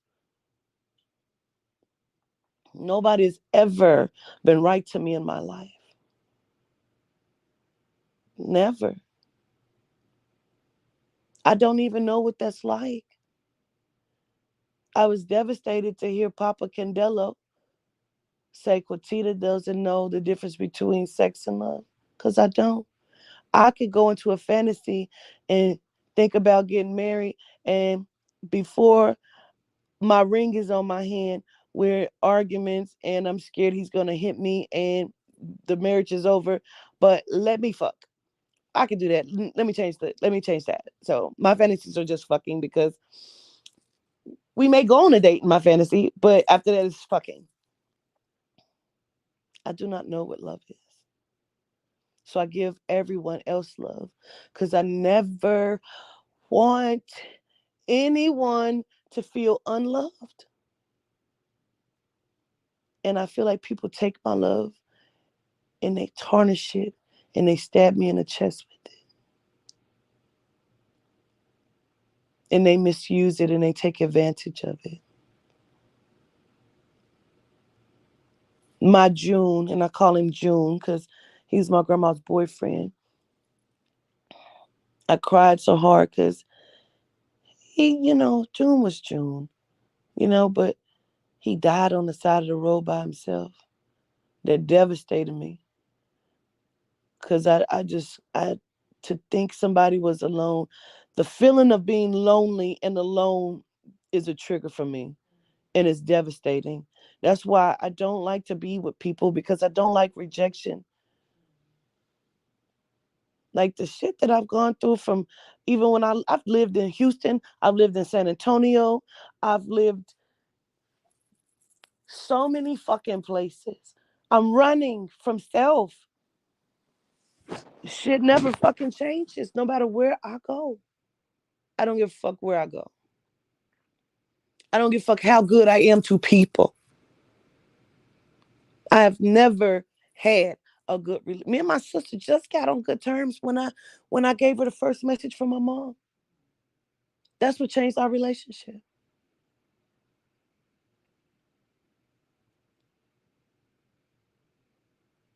I'm trying to think, that was in what, 2015 maybe?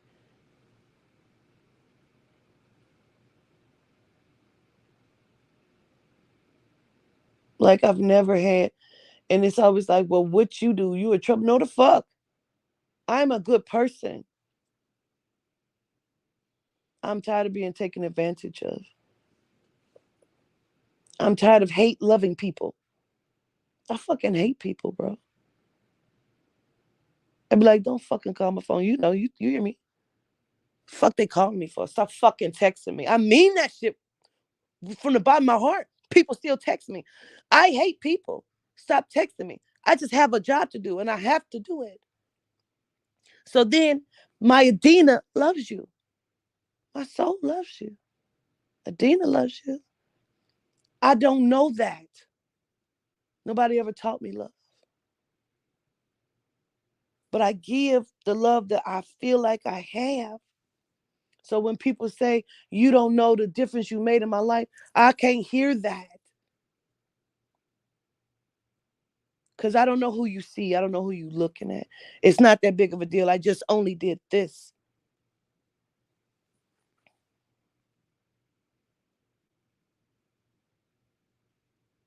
And maybe they do that so I don't become egotistical. Maybe. I don't know.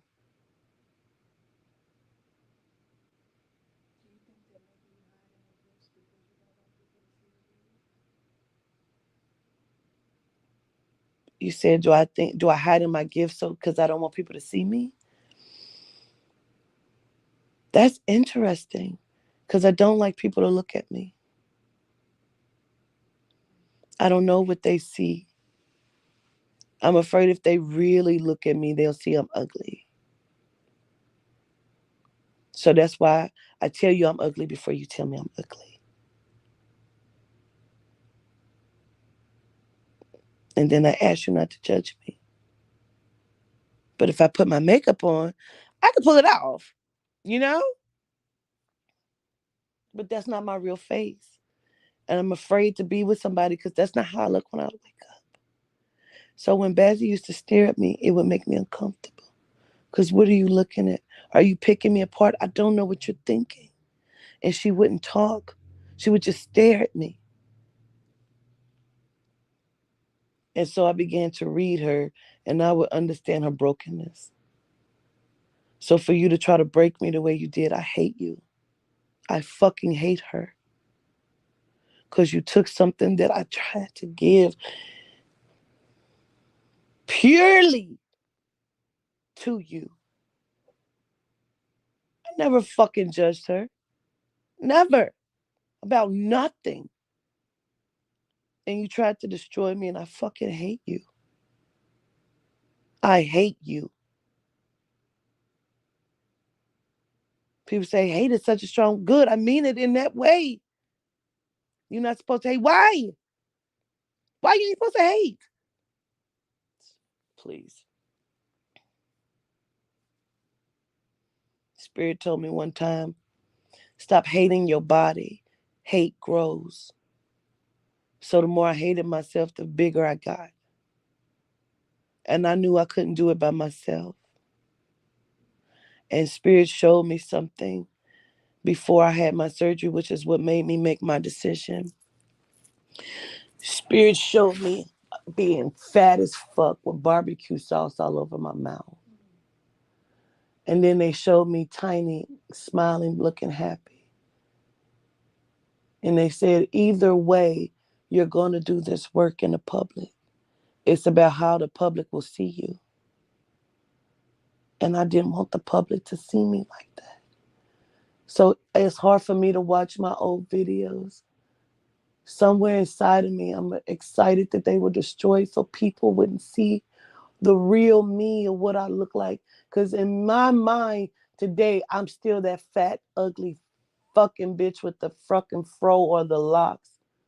I don't know what people are seeing.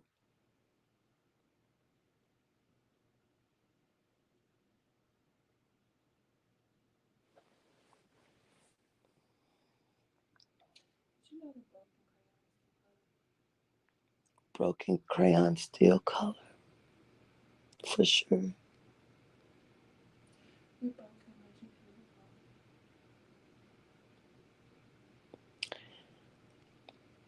Gratitude, Maya. I just don't understand how the world say they love me, but individual people don't love me. Because even the people said they was here for me was never here for me, you know?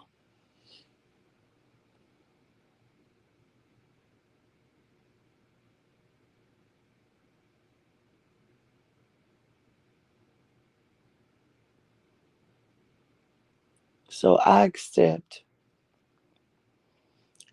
it all. I address it and I accept it because nobody can ever use it against me.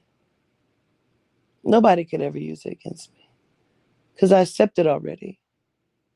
I accept that I'm fat. I accept that I'm ugly. I accept that my titties hang. I accept that they wrinkle. I accept it. I accept the trauma. I accept it. I can't change this shit. I maybe can change how I see myself, and I'm trying. So I help everyone that I could help. And I told the spirit years ago, I accepted them when they first came to me. This is probably like 10 years ago. I heard them say, do you want us to come and help? And I said, yes. And then again, when I did the candid and we met Adina that time, and they said, do y'all want our help? I said, yes, we do. Each time they've asked me, I said, yes.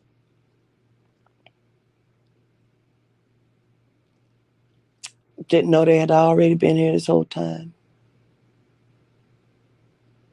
So I understand when you say, I'm upset.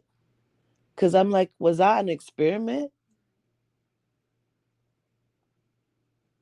Like, why you ain't been done something? Was that them in the kitchen talking that time? When I hear the voices, is that them? I don't know.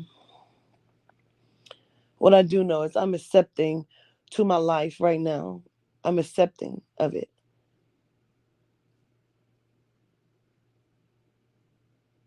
My lower self cried like a baby and said, don't let them kill me.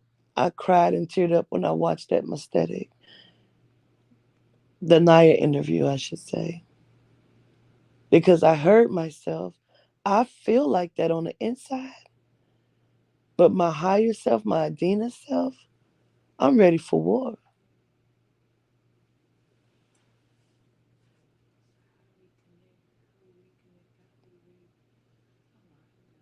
By doing this here,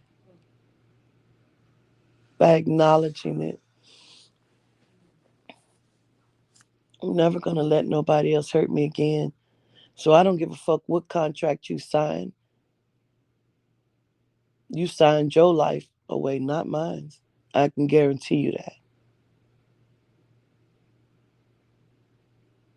You don't even know where I come from. They probably should have showed you my life instead of showing you yours. And I understand. Spirit spoke to me today. I understand why y'all want all three people. I understand.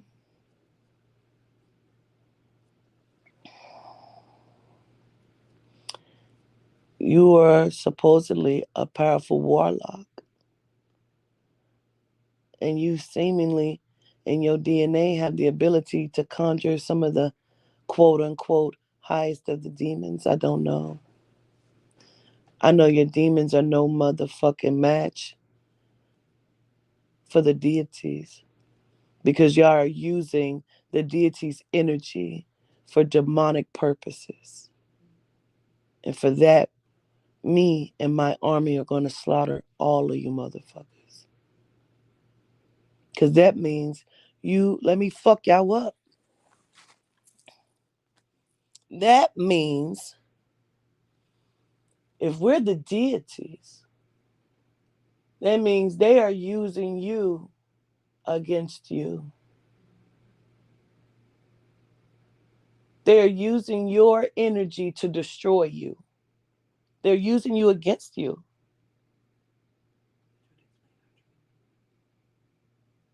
And I'm going to kill all of them. So I accept you guys. You guys got to accept it and address it and accept it. I show gratitude. I love y'all to life. Peace.